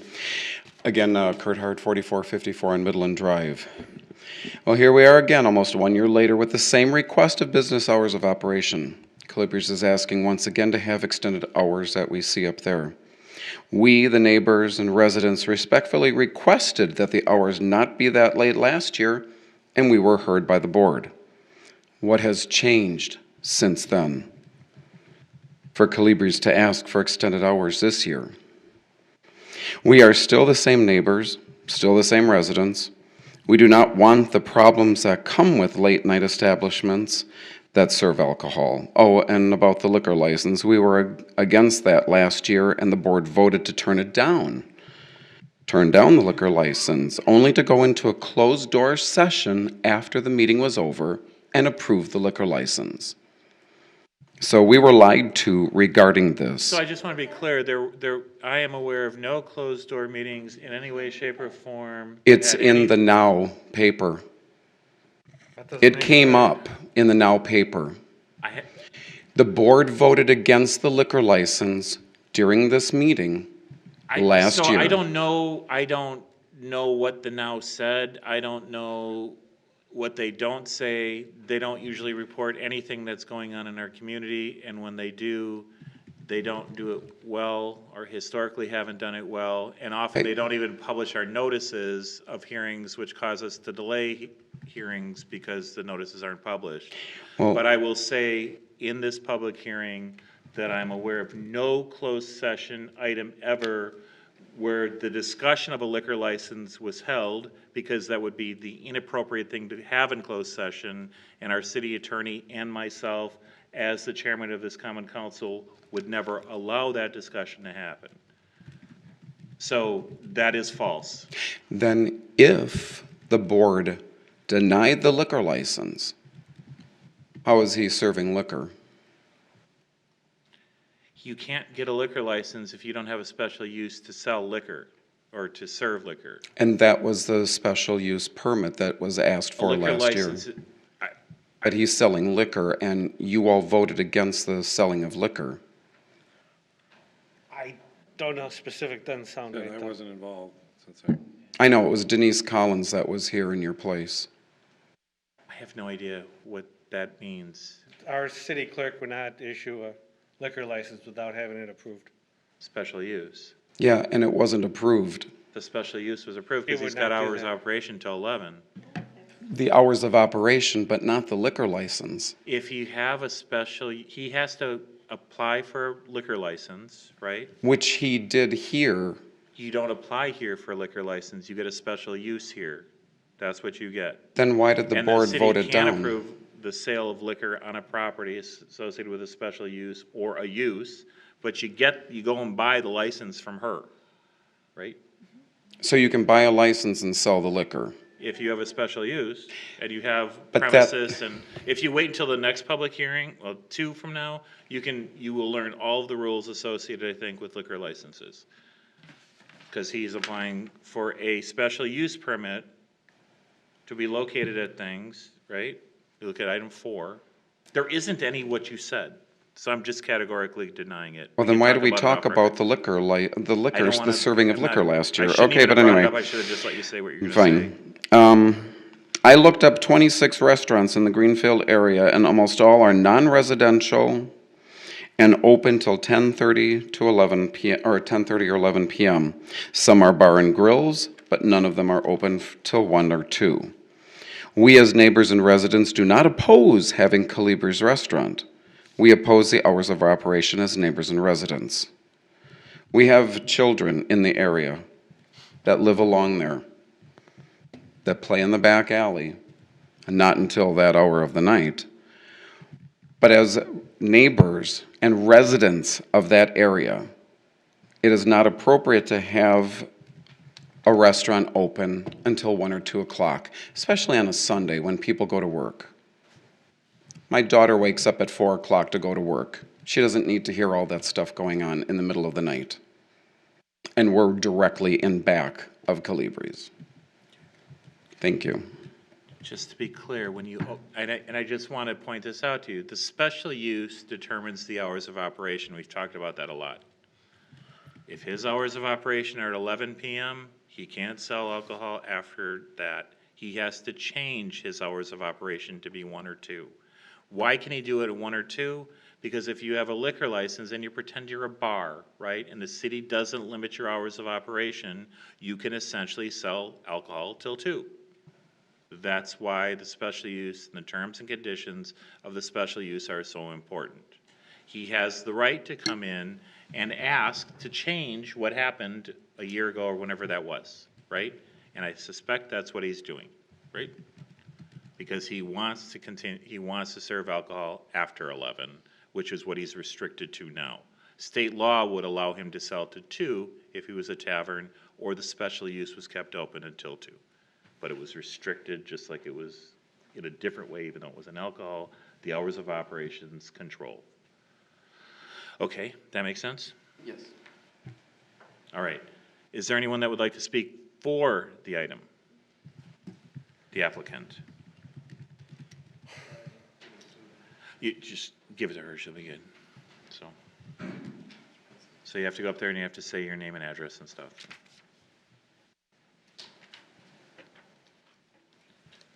Hello, Mr. Mayor, sir, and ladies and gentlemen. My name is Alejandro Hernandez. I am the owner of Calibris, 4555 West Forest Home Avenue. There isn't really a lot that I, can say, but I just want to keep it short. I remember when I was first here, and if I'm remembering correctly, it was about community, being welcomed and all that. And as far as how we're going, with, some neighbors, and I'm just going with the feeling, it does not feel that way. Sorry if I'm wrong. Reason is because there's a lot of ifs, buts, whatnot with what's going on with the restaurant. If it's, how do I say it? So I'm trying to if you guys could be fair with us as how there are other restaurants, because I know the owners. There's one not too far from here. There was one approved last Common Council, if I'm not mistaken. Just super quick. They were approved 7 a.m. to 2 a.m. They are also in Greenfield. There is one that is also not too far from here that I've also DJ'd in there because I'm a DJ. I've DJ'd. There's one down the road, Mescaleros. He's a friend of mine as well. He has a hall upstairs, downstairs, surrounded by neighbors, and they close at 2. It's in Milwaukee, right? Is that Greenfield? Which one? District. Mescaleros is right down the road from here, going down Forest Home. That one, right? Yeah. On Forest Home, like around 68th Street.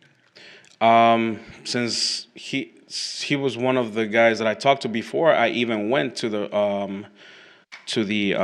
restaurant, And long story short, he was just saying basically, if I'm open till 2 a.m., there shouldn't be a problem with you being open to 2 a.m.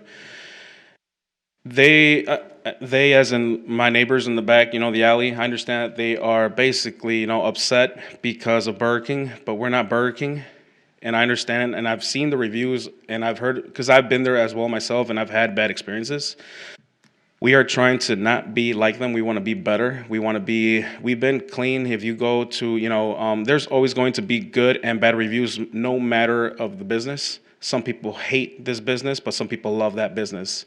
What I'm trying to say is that I want to see if you guys can maybe, help us out to be treated fairly like the other restaurants that do get their hours that they, get. You can't have tacos and, without tequila. So that's another thing that, alcohol you mentioned, that, it was from 11.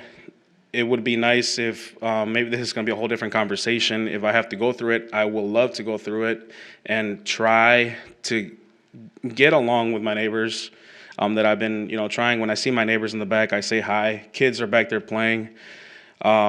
We say hi. We're making sure that I tell my employees to clean up the alleyway in the back. I can't keep full control of the outside, people that decide to just take something out of their pocket, eat it, and throw it out.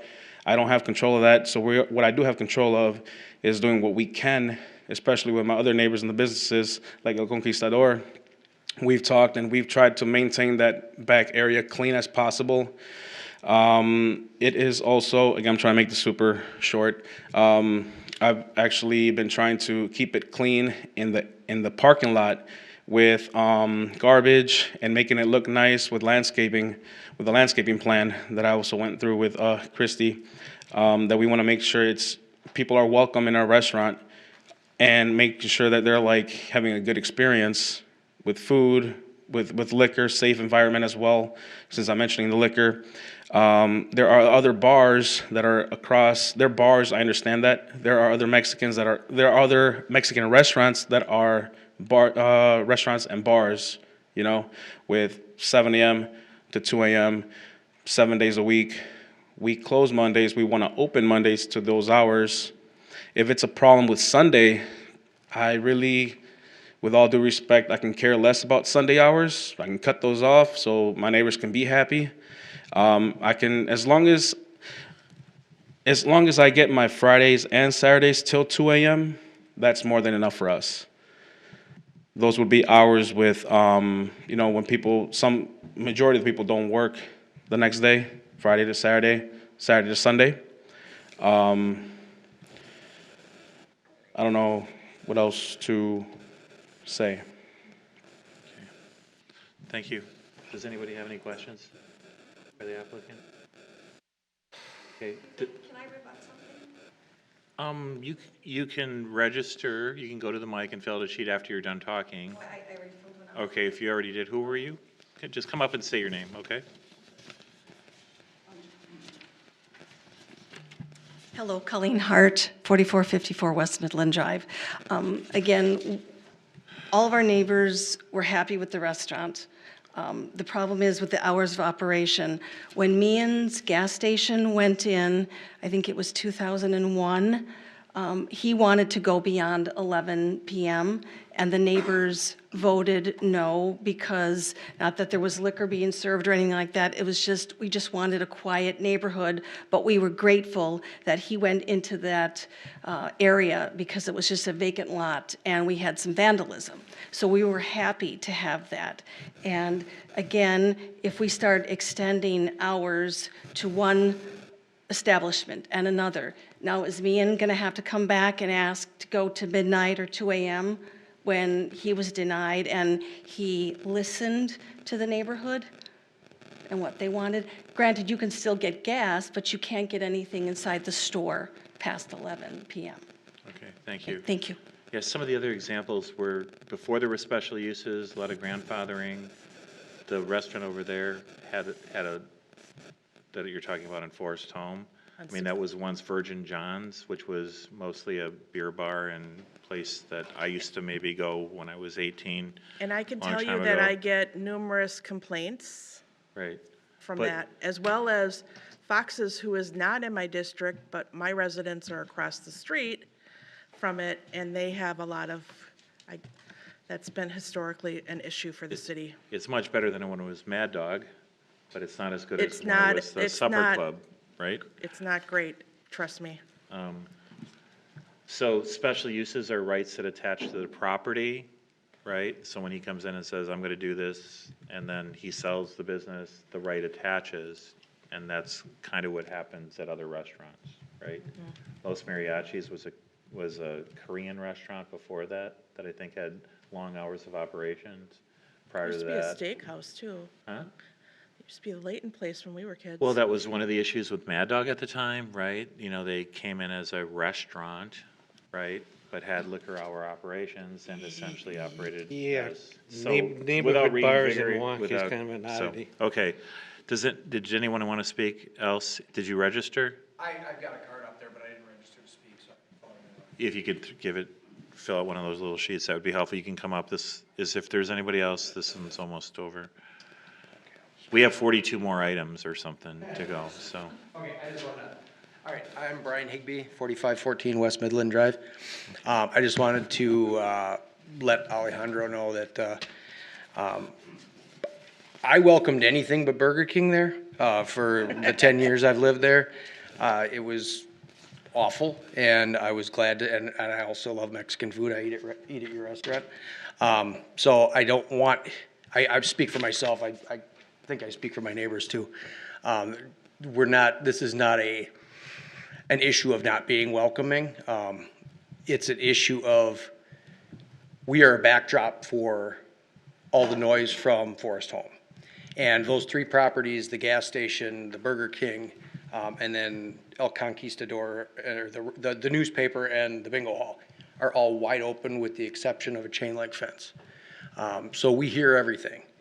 The getting rid of the drive-through was nice because we heard all of, everybody's orders, and That must have been horrible. Oh, they had it cranked up, and literally the menu board is my backyard.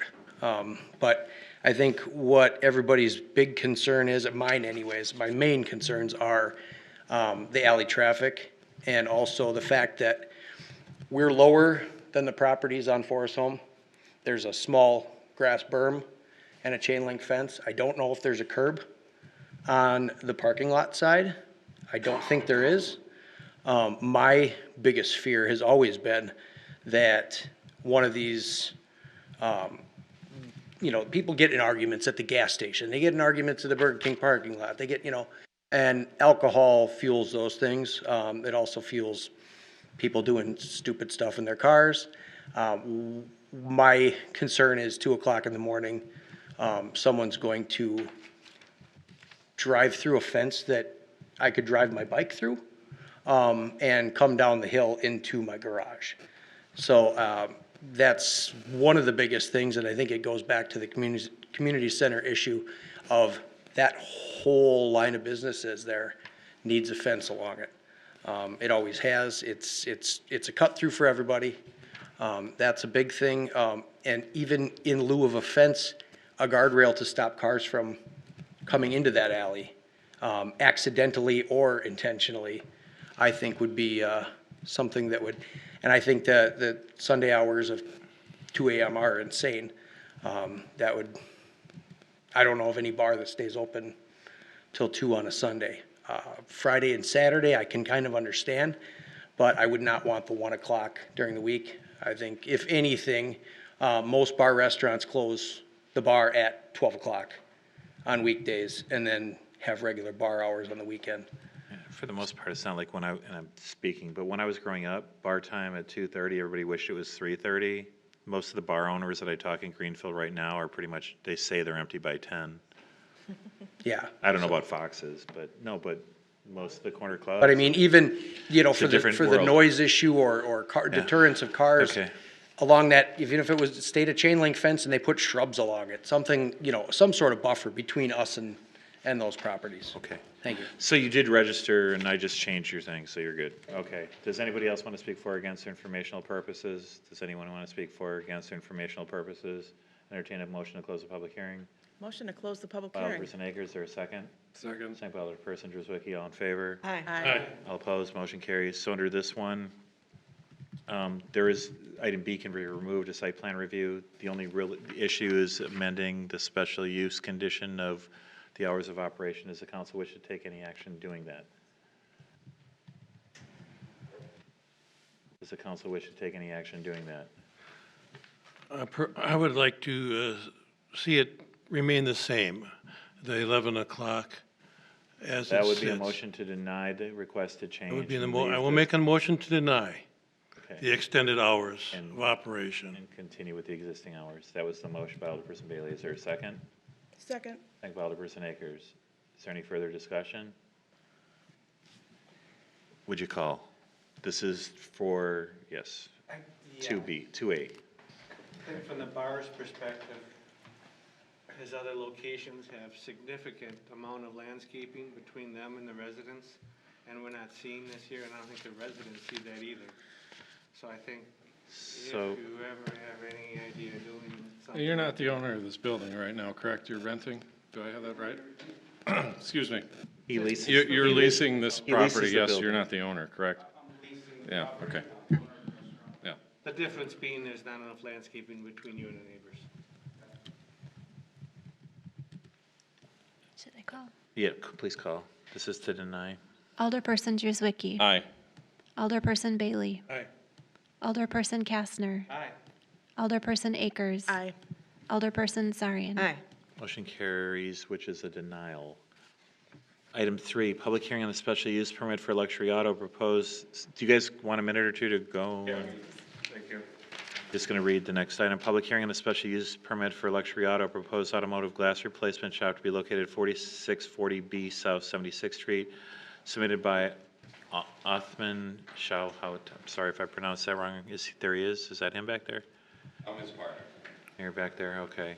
Doing business as UNL Investments LLC. The request is to approve a resolution to approve the special use permit for that, as well as approve the site plan review for that. Thank you, Mr. Mayor. We have an application to occupy the basement portion of the existing building. They would operate an automotive window tinting and wrapping business. I will say that there actually is, the architects are reviewing the ability on whether or not they can put the vehicles down there without triggering major sprinkler conditions. When you have exhaust and vehicles in the basements, it may, so that the applicant and property owner, Sam, his architect and engineering crew are reviewing that. If that would prohibit financially, if it would be prohibitive to have the vehicles and this business operating in the basement portion of the building, they would move to the detached garage in the back.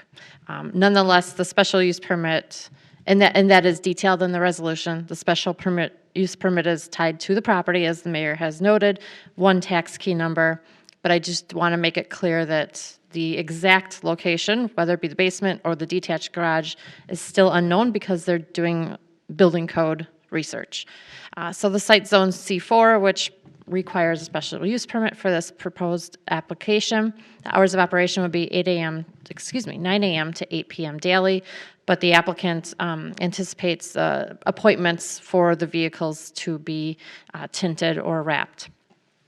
The site itself has multiple uses. 23 spaces are required for all of the uses within the building. 18 are provided on site.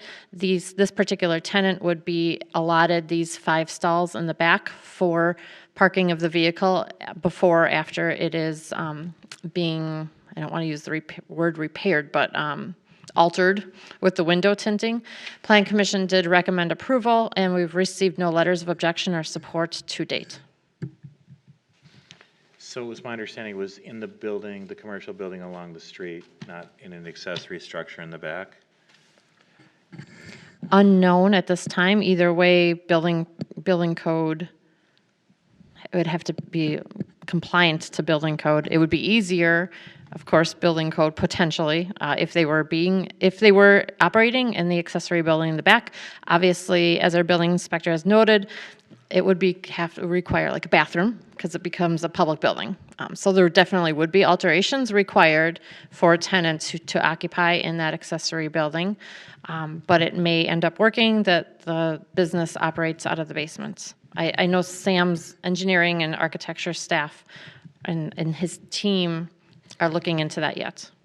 Okay, so there's other situations in the city where there's an accessory building, one perhaps on 51st and Loomis that we're dealing with right now, where there's a commercial building, right, and everything's going well there, but they're doing something, an accessory building behind.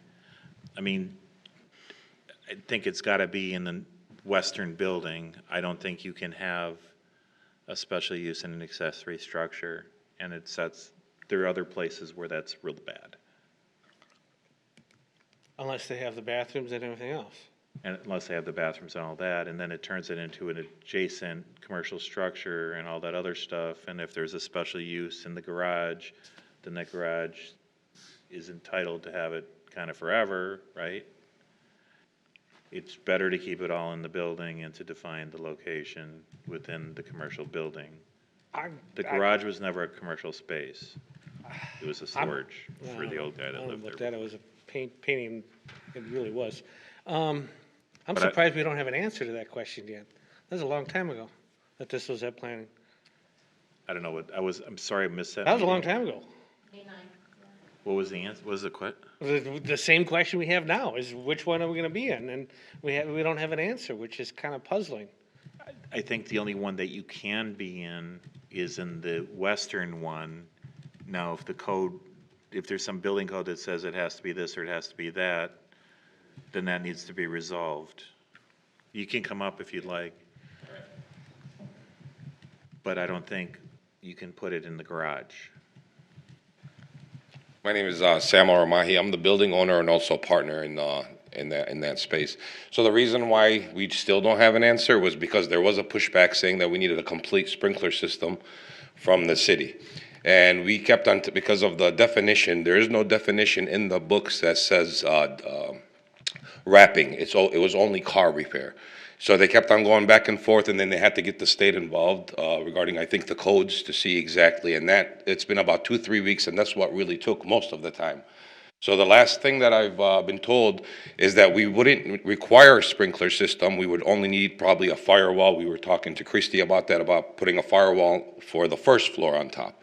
And that's why we haven't gotten the answer. And so basically, we're just waiting for you guys to approve the plan first there before we get into any more costs and stuff like that with the architects and researching this.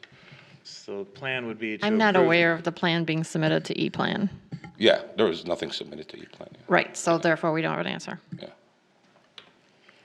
We would like to keep it in the same property, in the same building itself, you know, because I own everything on that building. I want to be able to access the property, whichever level I'm in, from the same spot instead of going outside.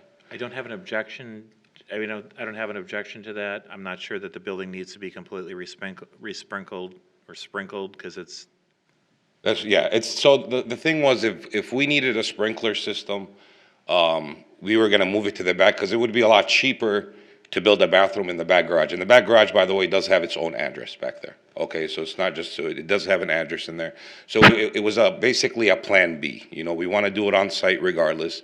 But we said, okay, if there's gonna be a problem in the garage, in the basement, we'll move it to the back. We don't wanna move it to the back. We wanna keep it in the same building, but that's just a plan B, you know? Okay. So. But the last we've heard, I don't mean to cut you guys off, is there's something in the code, and I don't know specifically what it was regarding the water that's coming into the property. If it was under something, then the state would not require us to put a sprinkler system in there. So we said to offset that, to make everybody happy, we would put a firewall on the ceiling of the garage to protect the first floor. God forbid, it would be a 2 to 4 hour firewall. God forbid something happens, it wouldn't go up to the first floor. I wasn't involved in that. Protect your investment. So what? We have a third-party consultant that does plan review in lieu of the state. That third-party consultant is aware of the conversation, has not received a set of plans to review the building code. The building code dictates the sprinkler system, so there has been no plan for them to analyze.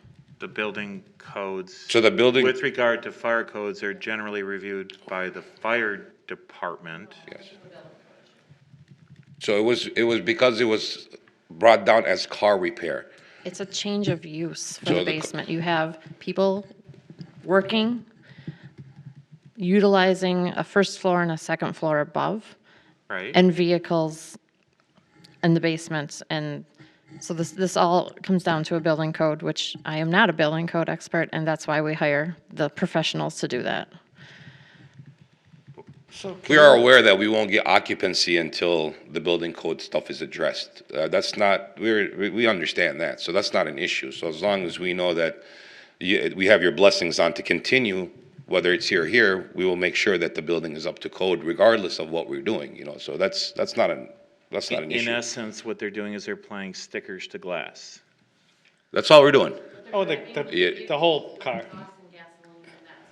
Yeah, but they're not running inside the building. They're just driving in there and stopping and then, you know, and like we explained before, tint jobs usually take about 2 hours and wrap jobs usually take about 3 to 5 days. So, I mean, the car, once it's in there, it's not being moved, it's being wrapped, it's just sitting there, so. The definition last time was put as car repair, and that was our fight back, was this is not a car repair. We are not repairing anything, we are not, and most of the cars that we're working on are high-end cars. I mean, a wrap job is anywhere between $5,000 to $10,000. So most of the cars we're bringing in are either, you know, Mercedes, Audis, brand-new cars. Nobody's gonna spend $10,000 to wrap their car if it's an I understand the old piece of concerns about having cars with gasoline. 100%, muffler 100%, yeah. Buildings, I do get that. That's why we're working with the city on, if, you know, the sprinkler is just way too expensive to put that in there. That's why we, you know, ourselves, we said we would put a firewall on the ceiling, a 2 to 4 hour hold time, so. Does, Are we still on open, whatever, public hearing? we're still in a public hearing, I'm just trying. Anyone else, really? Yeah, I mean, this, just from my perspective, even though there is an address in the back, right? Attaching a special use like this to a garage in the back is probably, it needs to be in the building, I think. The back building has never been used as a commercial structure, it's been used for storage. It was, yeah, it was storage when I took it over. I mean, honestly, I'm applying for the basement in this building, let's say, and my goal is to make it busy where I'm gonna come back one day and say I wanna use the garages in the back. You know, I mean, the plan is to use the entire space at one point. Okay, so just a few things that I just wanted, because we're changing our zoning code and we're changing what we're calling things and we're still using NASICs and we're still doing all that stuff. So automotive glass replacement shop, specifically auto tinting and car wrapping, I think we need to put in there because because replacing auto glass is a much different operation. 100%, and we don't know why it was sent like tinting that. Or, it is, it's. We've been very specific, like they keep giving us different codes and they're saying they can't find that code. So they give us a code of car repair, and then when they sent, I'm sorry to cut you off. And then when they sent the notice, they even put in the notice, window glass repair. Well, that's not what we are applying for. That's not what we were trying to do. So I We just were wanna be wrapping clear. cars and tinting cars. So it can be window glass repair, comma, and we can define specifically tinting and whatever under this code, right? That's fine. That's what I think we have to do. Inherently, it would be if we don't have. Wrapping and tinting, and you have it. Well, tinting is an old thing. Wrapping just came out, you know, it's not been that long. Instead of painting your car a different color, they'll come just wrap it. Doesn't cover it because it's something new. I mean, it's not new, but I mean, yeah, it's. The code is Usually fancy. Because you're not asking to replace auto glass, there's just nothing else to call it, so we can't just define a special use by there's nothing else to call it, so we'll call it a fishing store. I know, Or we'll but call some it an auto special glass uses store. will make us have Don't know what else, to because do more than we need so to. we have to define in the record that it is under this NASIX code, but it is specifically limited to, because of the site and the other concerns, right, that still need to be addressed through the building code and the fire folks, right? It's specifically limited to tinting and. Car wrapping. And car wrapping, which are low-volume activities. Yes, and set by appointment, so it's not like somebody can just come in there. Car wrapping is what again? So car wrapping basically is like if somebody wants to change the color of their car, or if they want to put an advertisement on their car or whatever, but we're not gonna do the advertisement part. It's more like if somebody might have a red car and they want it black matte, for example. We will change the color, we would basically wrap the car for them. It's I mean, it's just exactly what I'm saying. There's no other explanation for it. Straight up, it's just getting a car and It's like changing it's the being color on it. painted, but it's being. Somebody wrapped might in want a vinyl. camouflage car. We can wrap it in camouflage. You might want a pink car. It's I'll make your wallpaper for a pink. car, right? I'm He doesn't sorry? want a pink Wallpaper car. for a car. Basically, yes. Yeah. Make that clear. She wants a pink car, I'll get you a pink car, yeah. Come through. but he doesn't. Gotta sell a lot All of right. Avon to get that. So where we stand now, there's two things. The site plan review, the site plan hasn't really changed other than the parking in the back, right? And the site plan is that any business that does this is in the western building in the basement, subject to passing muster with building inspection. 100%, and yeah. fire codes, which could include, They are in the works right now, so. okay. But you don't want to spend all sorts of money doing that unless No, you know you I'm can saying do the it. architects and they're in the works. I didn't, once I spoke to Christie the first time, because this is costly, we're gonna need to put a ventilation system down there for sure. And then the firewall and all that. So these things are pretty costly. I mean, the ventilation system, I already got a quote for, it's about $13,000. The firewall is not gonna be cheap. It's gonna be anywhere between 10 to 15,000. So we're gonna spend another 30 to 40,000 to make this up to code other than, what we're gonna do in there. So we already are aware of that. We just don't wanna, we want so- your blessings first. So approving the site plan review, I'd entertain a motion to approve that. Well, we gotta come out of closed, or open. Oh, yeah, sorry. Does anybody else want to speak for or against informational purposes concerning this item? Does anyone want to speak for or against informational purposes concerning this item? And entertain a motion to close the public hearing. Motion to close the public By hearing. Alderperson Akers, second by Alderperson Bailey, all in favor? Aye. All opposed, motion carries. So with regard to 3B first, which is the site plan review, the site has essentially not changed, right? Other than 5 stalls being designated as parking in the back, is that right? Correct. So I'd entertain a motion to approve the site plan review. Motion to approve. By Alderperson Akers, there a second? Second by Alderperson Bailey. All in favor? Aye. Aye. All opposed, motion carries. With regard to approving a resolution for special use permit for luxury auto, a proposed automotive glass replacement shop pursuant to the NASIX codes, but in this case specifically limited to by the applicant for car wrapping and window tinting, and that should be in the minutes. It states that in the resolution. Well, I just want to make sure that we. Yeah, no, I'm just letting you know that we had put that in there. Because that's important when it Yep. comes to the other stuff, because the others, right? Okay. Are you narrowing it down to the one location? Narrowing it down to the western building in the basement. Yes, I think sir. it's the basement of the western building. That's where we'd Subject to building code and fire code approval. Right? Yep, 100%. Does that sound right? Yes, Jennifer, I have to modify the resolution for that. The resolution will have to be modified to reflect that. I'll make the motion. By Alderperson Akers, there a second? Second by Alderperson Bailey. He wants his car wrapped too, huh? Could you call? Alderperson Chuzwicki, Aye. Alderperson Bailey, That was inappropriate. Alderperson Kastner, Aye. Alderperson Akers. Aye. Alderperson Sarian. Aye. Motion carries unanimously. All right, thank you, guys. Item 4, public hearing on a special use permit for Holy Mackerel, a proposed amusement and recreational establishment with a bar tavern to be located at 5401 West Layton Avenue, submitted by Tripper Duval, doing business as The Lost Whale, and Sean Sullivan, doing business as Envision Design Architects. This is to approve a resolution for a special use permit for Holy Mackerel, a proposed amusement and recreational establishment with a bar and tavern to be located at 5401 West Layton Avenue. Go. Thank you, Mr. Mayor. Holy Mackerel, Tripper Duval has purchased the property at River Falls Family Fun Center. I'm sure you've seen some work, some gutting of the building and renovation inside the existing building. They're proposing to operate under a new name, Holy Mackerel.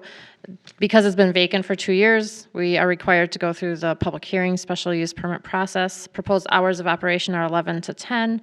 Plan Commission recommended approval. We've received no letters of objection or support to date. There is a plan, a long-term plan to make modifications to the building. That's not part of the review tonight. There's a phase 2 improvements. This has been submitted and it will go before the Plan Commission in July, with a second public hearing before the Common Council in August for Phase 2. Tonight, the review is, and the proposal is only for Phase 1 to operate, basically, I'll call it as is, as it had been operating with these sites as is. So I see the applicants are here for this item. This is Phase 2, sorry, rendering for Phase 2. What's coming?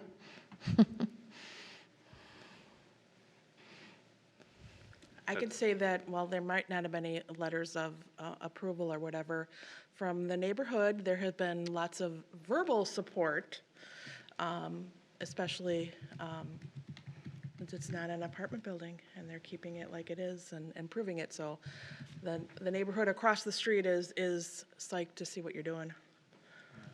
It's essentially an extension of the park with park-like features That we don't have to take care of. that they pay for. Yeah. So we didn't get any opposition to alcohol, serving of alcohol? I have not heard, and that's been something that I have spoken to the neighbors when they've asked me what's going on there. And I have heard nothing, but I mean, there's alcoholic beverages sold at the AMP there too, so it's not like it's not something that's not. Do they really? This was similar hours of operation. I'm sorry, I should have included that in my verbal presentation, that the proposal includes having a bar tavern, which historically had not been there. Yeah, that's the main difference as I see it. Yep. So, I mean, in the hours of operation from 11 a.m. to 11 p.m. to be It's consistent. 11 to 10 PM it says here. No, but to be consistent, we just argued for 2.5 hours over 10 and 11, so I'd stick with 11. 11 to 11. Maybe they don't want 11. Well, they can close. Well, they can always close it, but this is one of those situations where the neighbors aren't close, right? They're not that close. No, Across the it's, street. And this is what not we do at the really, park. because, no, I think more across the street is PD, isn't it? It's, I don't, it's A the house. bowling alley It's the bar. bowling alley and the police department Yeah. There's apartments behind it, but we've on the got other side of the the creek $3.5 million creek. that we got When's the grants grand opening funding, for that? July. July 12th? Still waiting on a tree plan, Jeff. Tripper, do you think there's a potential to be open before 11? I was, before 11 a.m., I was a little concerned about limiting you to not being able to open until 11 a.m. May I suggest 8 to 11 or 7 to 11?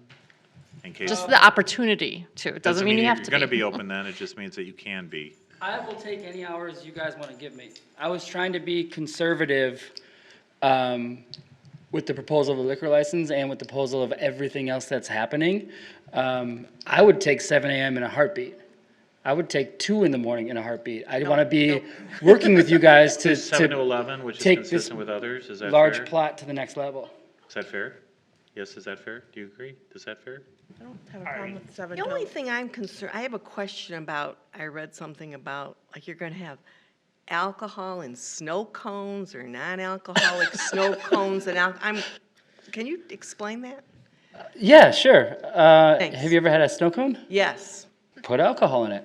No, I'm kidding. Okay. I'm But, you teasing. know, okay, so that's what it is. Yeah, But how essentially, can- yeah. You know, I'm just concerned that children are going to be getting the. No, they will be, it won't be, it'll be presented separately, very clearly.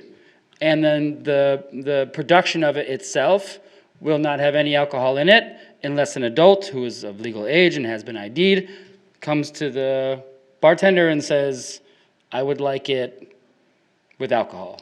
And then we But would go is through the that process. container going to be varied so that people walking around will understand and kids will understand the difference between them?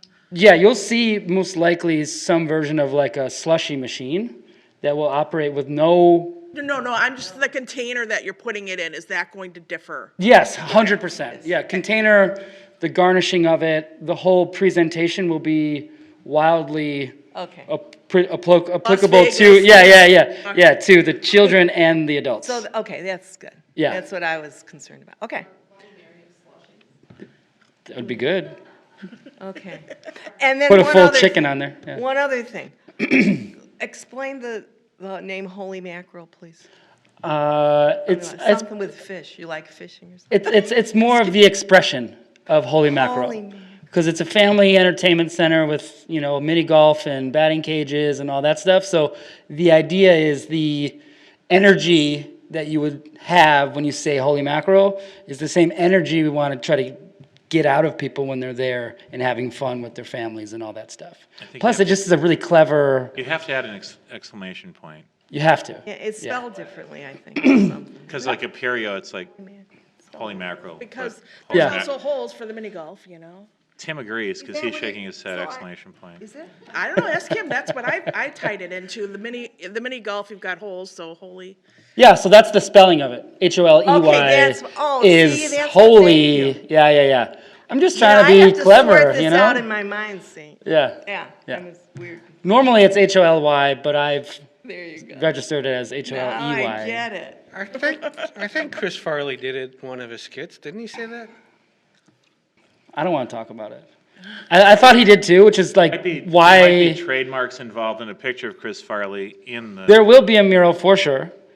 And I thought he said it, but in my research, I don't know if he's actually said it. I think it was holy shnikes is what he said. Okay, thanks. But he's from Wisconsin, so it still counts. Okay. Does the council wish it, all right, anybody else want to speak for or against for informational purposes?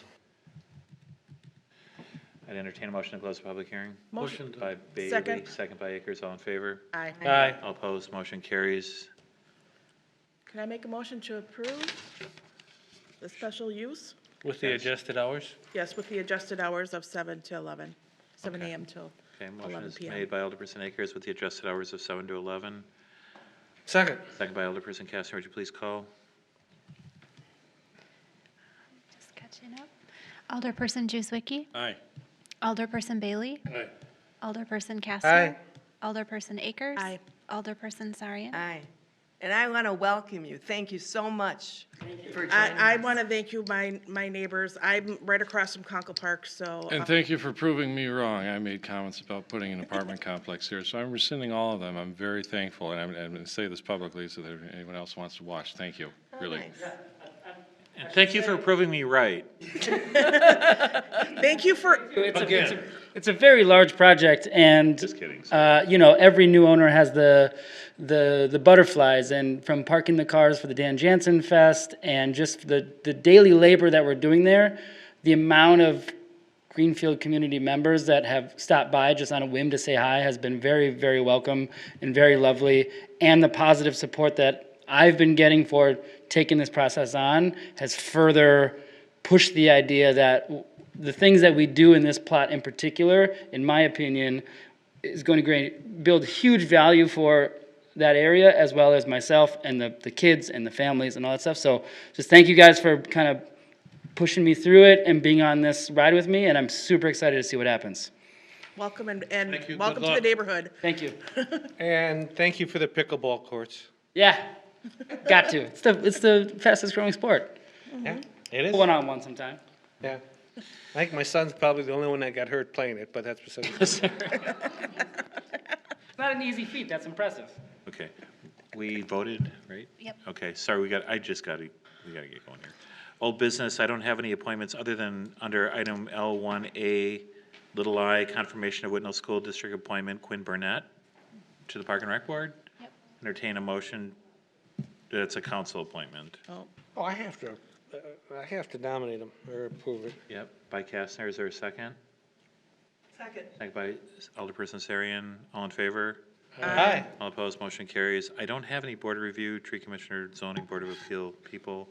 New business, appointments to committees. Did she give me the two? Yes, the library board did confirm those. Those two. So I'd appoint two members to the library board, Amber Lococo and Marie Cardenas. I'd entertain a motion to confirm. Motion to confirm. Second. By Kastner, second by Bailey, all in favor? Aye. All opposed, motion carries. Items M, 2, and 3 I'll take together. First was the claim received by Manuel Rodriguez, which was referred to the city attorney. The motion would be to approve the resolution allowing the claim of Manuel Rodriguez. That's in your- Motion to approve. Motion by Alderperson Akers, is there a second? Second. Second by Alderperson Kastner. Would you please call? Alderperson Juzwicki. Aye. Alderperson Bailey. Aye. Alderperson Kastner. Aye. Alderperson Akers. Aye. Alderperson Sarian. Item 4 and 5, I'm going to take together too, was a claim received by Mr. Galamudi. Item 5 is to approve the resolution allowing the claim of Mr. Galamudi. Can I just ask the question, was that for the total value? Because wasn't it, the car was basically totaled, so we're paying that because that's lesser than the repair? What I was kind of reading into it, I thought. Yeah, the repair exceeded the The- actual cash value of the of the car, va- which is car. why that, it's, what is it, $4,500, something like that? Yeah, so. That was the third-party So recommendation. the city attorney went through it. We are self-insured, right, for these claims. I don't remember specifically when I went through, but it was the question if he didn't have the car, but we'd give him the money plus the car. I don't remember if that's the one. I can look it up in my email if you would like me to. I was gonna say, otherwise we make the motion for the lesser amount? So there was a negotiation that went on between the parties with regard to who got to keep the car or how much he could buy the car for. Salvage cost on a car would be titled salvage, So probably. I would go with the city attorney's recommendation, which was included, right? Right? Do that because it was negotiated and it had Okay, everything. then I'll make a motion to approve with what the city attorney negotiated. And I can look it up on my phone, but there was a negotiation with the price of the car, salvage value, who gets the car, who can buy the car, and it all worked out. The reality is he's out of car, right? Yeah, So. okay. Motion by Alderperson Akers, is there a second? Second. By That's fine. Bailey, would you please call? Alderperson Juzwicki. Aye. Alderperson Bailey. Aye. Alderperson Kastner. Aye. Alderperson Akers. Aye. Alderperson Sarian. Aye. Okay, item 6, approve an application for an amusement device owner-operator license received from Lake States Vending. I'd entertain a motion to approve. Motion approved. By Alderperson Kastner, is there a second? Second. Second by Alderperson Bailey, all in favor? Aye. Aye. Opposed, motion carries. Just think we only have 38 more items. That's all. 7, on the Edge Sports Bar, Chris Grabowski requests an extension of the licensed premises for their combination Class B fermented malt beverage and liquor license to include a dunk tank, cornhole to be located in the front lawn and lawn on the north side of the property across the parking lot. This is at 5175 South 27th Street. I'd entertain a motion to approve. This is on Saturday, July 8th from 12 to 2:30. I move for approval. 12:30, 2:30 in the That morning? doesn't sound right. Yeah, we're not doing this till 2:30 in the morning. No. Excuse me. On the Edge Sports Bar, I thought that was the 68th and. Well, there's a conflict as to who has the rights to On the Edge, but no, this is The Edge, which is the old Diamond Gyms on 27th Street. This isn't the one by South Ridge Racquetball Club. There's another Edge. So, Yeah, 2:30 I don't think we're a.m. doing 2:30 a.m. though. No, I no, we're don't. not doing that. It would probably be 12 to, 2 p.m., which doesn't seem like enough, but it's just an outside party. What time? till 5 or 6 at night, not till 2:30 in the morning. No, definitely not. They can't serve alcohol till then. Unless later there's a than- convention going on. Do you know what it was? Do you know, Christy, did he really want 2:30 in the morning?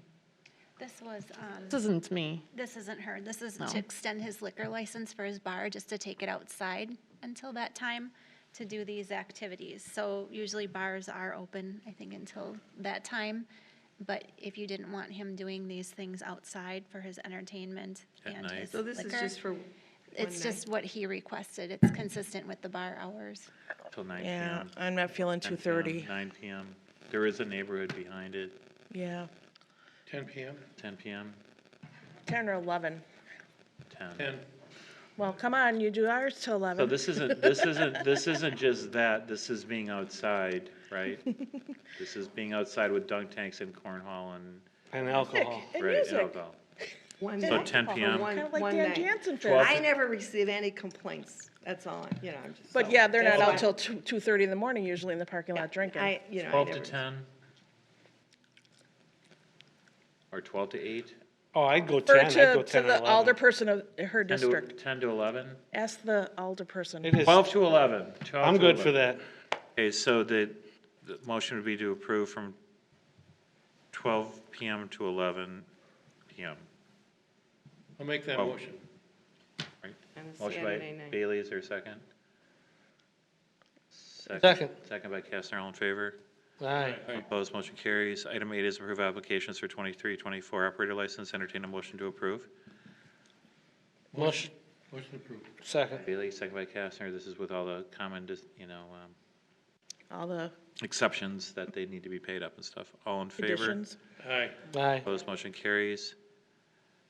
9 is a Class B license for the Greenfield Professional Fire Department for toasting for charity event on September 16th from 6 PM to 11 PM at the community center. Entertain a I motion will to Well, there's the approve. answer to that question. Entertain a motion to approve and waive any fee. Motion to approve Motion by Alderperson Akers. and to waive. Second by Second. Drew Zwicky. All in favor? Aye. Aye. Motion carries. You got the waiver in there too, right? Item 10 is, I'm not reading all of that. I'd entertain a motion to approve the application for the fermented malt beverage. Motion to approve the, With the hours of, to the extent that it's required, with the hours of operation is contained in the special use. yes. I'd entertain a motion to approve that. Did you do that? I made that motion. Akers? Is there a second? Second. Second by Kastner. All in favor? Yeah. All in favor?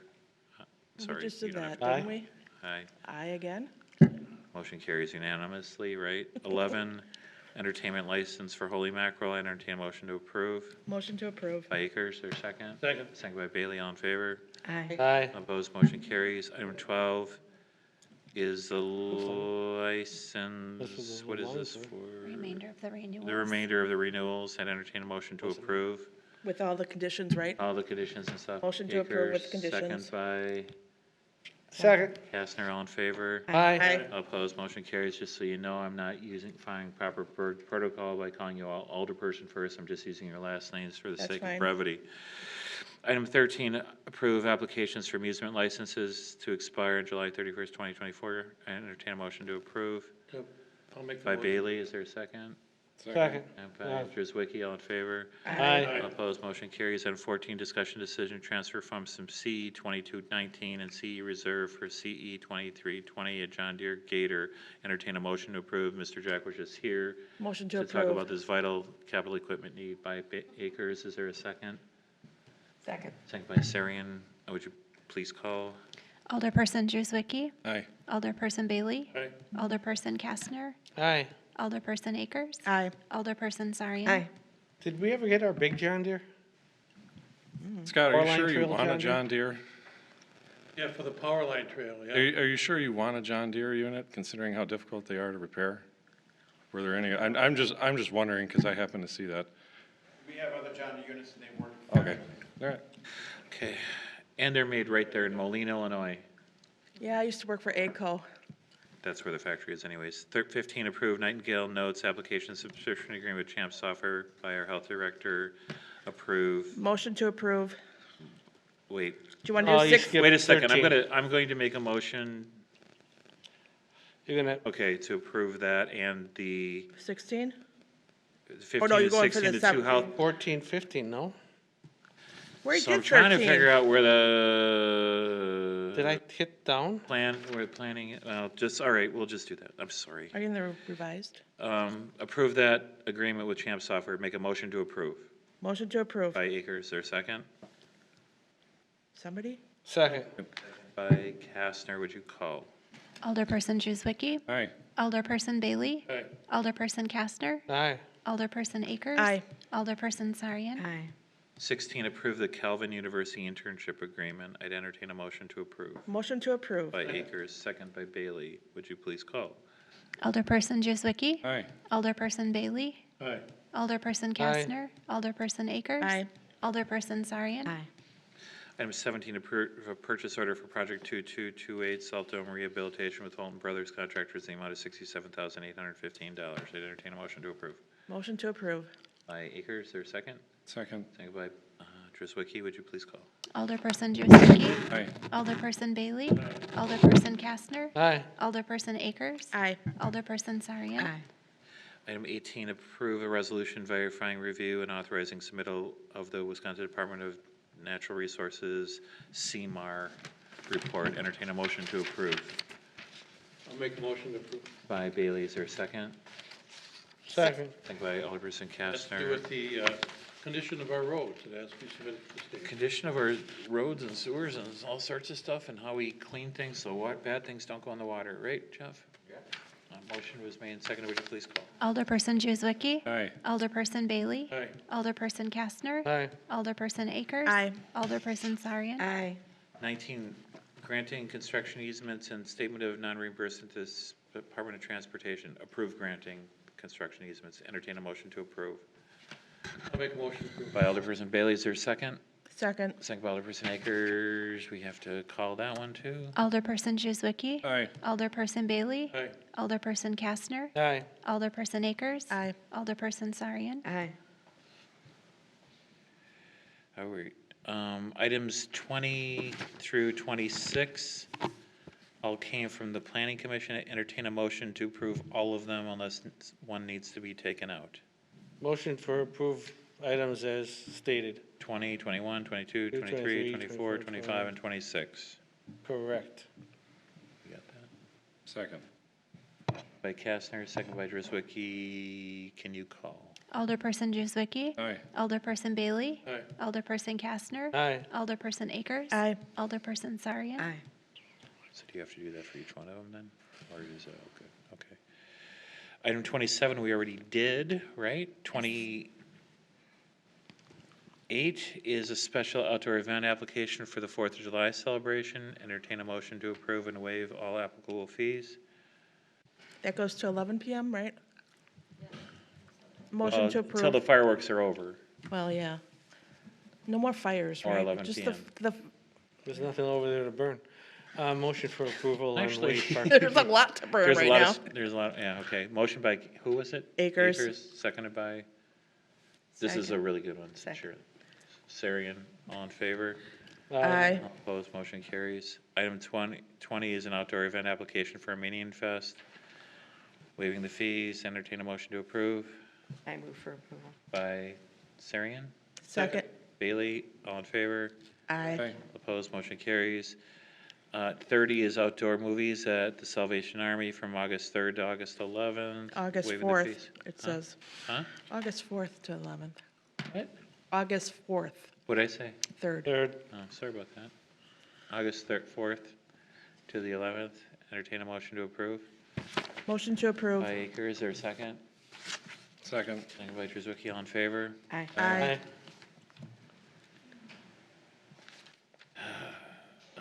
Items 31, 2, 3, and 4 relate to outdoor special event applications. One on July 1st, one on July 29th, one on August 16th, and one on August 26th from the House of Harley. Entertain a motion to approve those. Motion to approve. By Kastner, is there a second? Second. Second by Drewzwicki. What are the hours of operation? These are all during the day, I thought. These are all daytime events? Yep.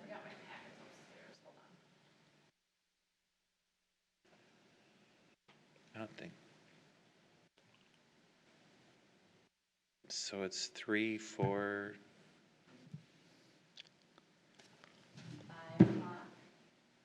Okay. Yeah, I'm quite certain these are only at 5 o'clock. 10 to 5. I don't- 5 o'clock.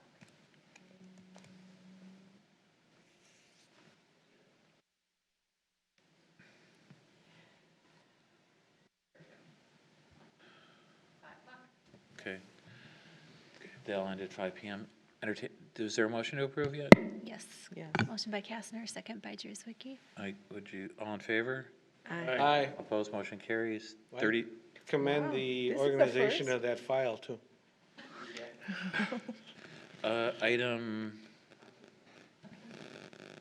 items 35, 6, 7, 8, 9 are all from the Finance Committee, and entertain a motion to approve those items as I presented. move for approval. By Sarian, is there a second? Second. Second by Bailey, would you please call?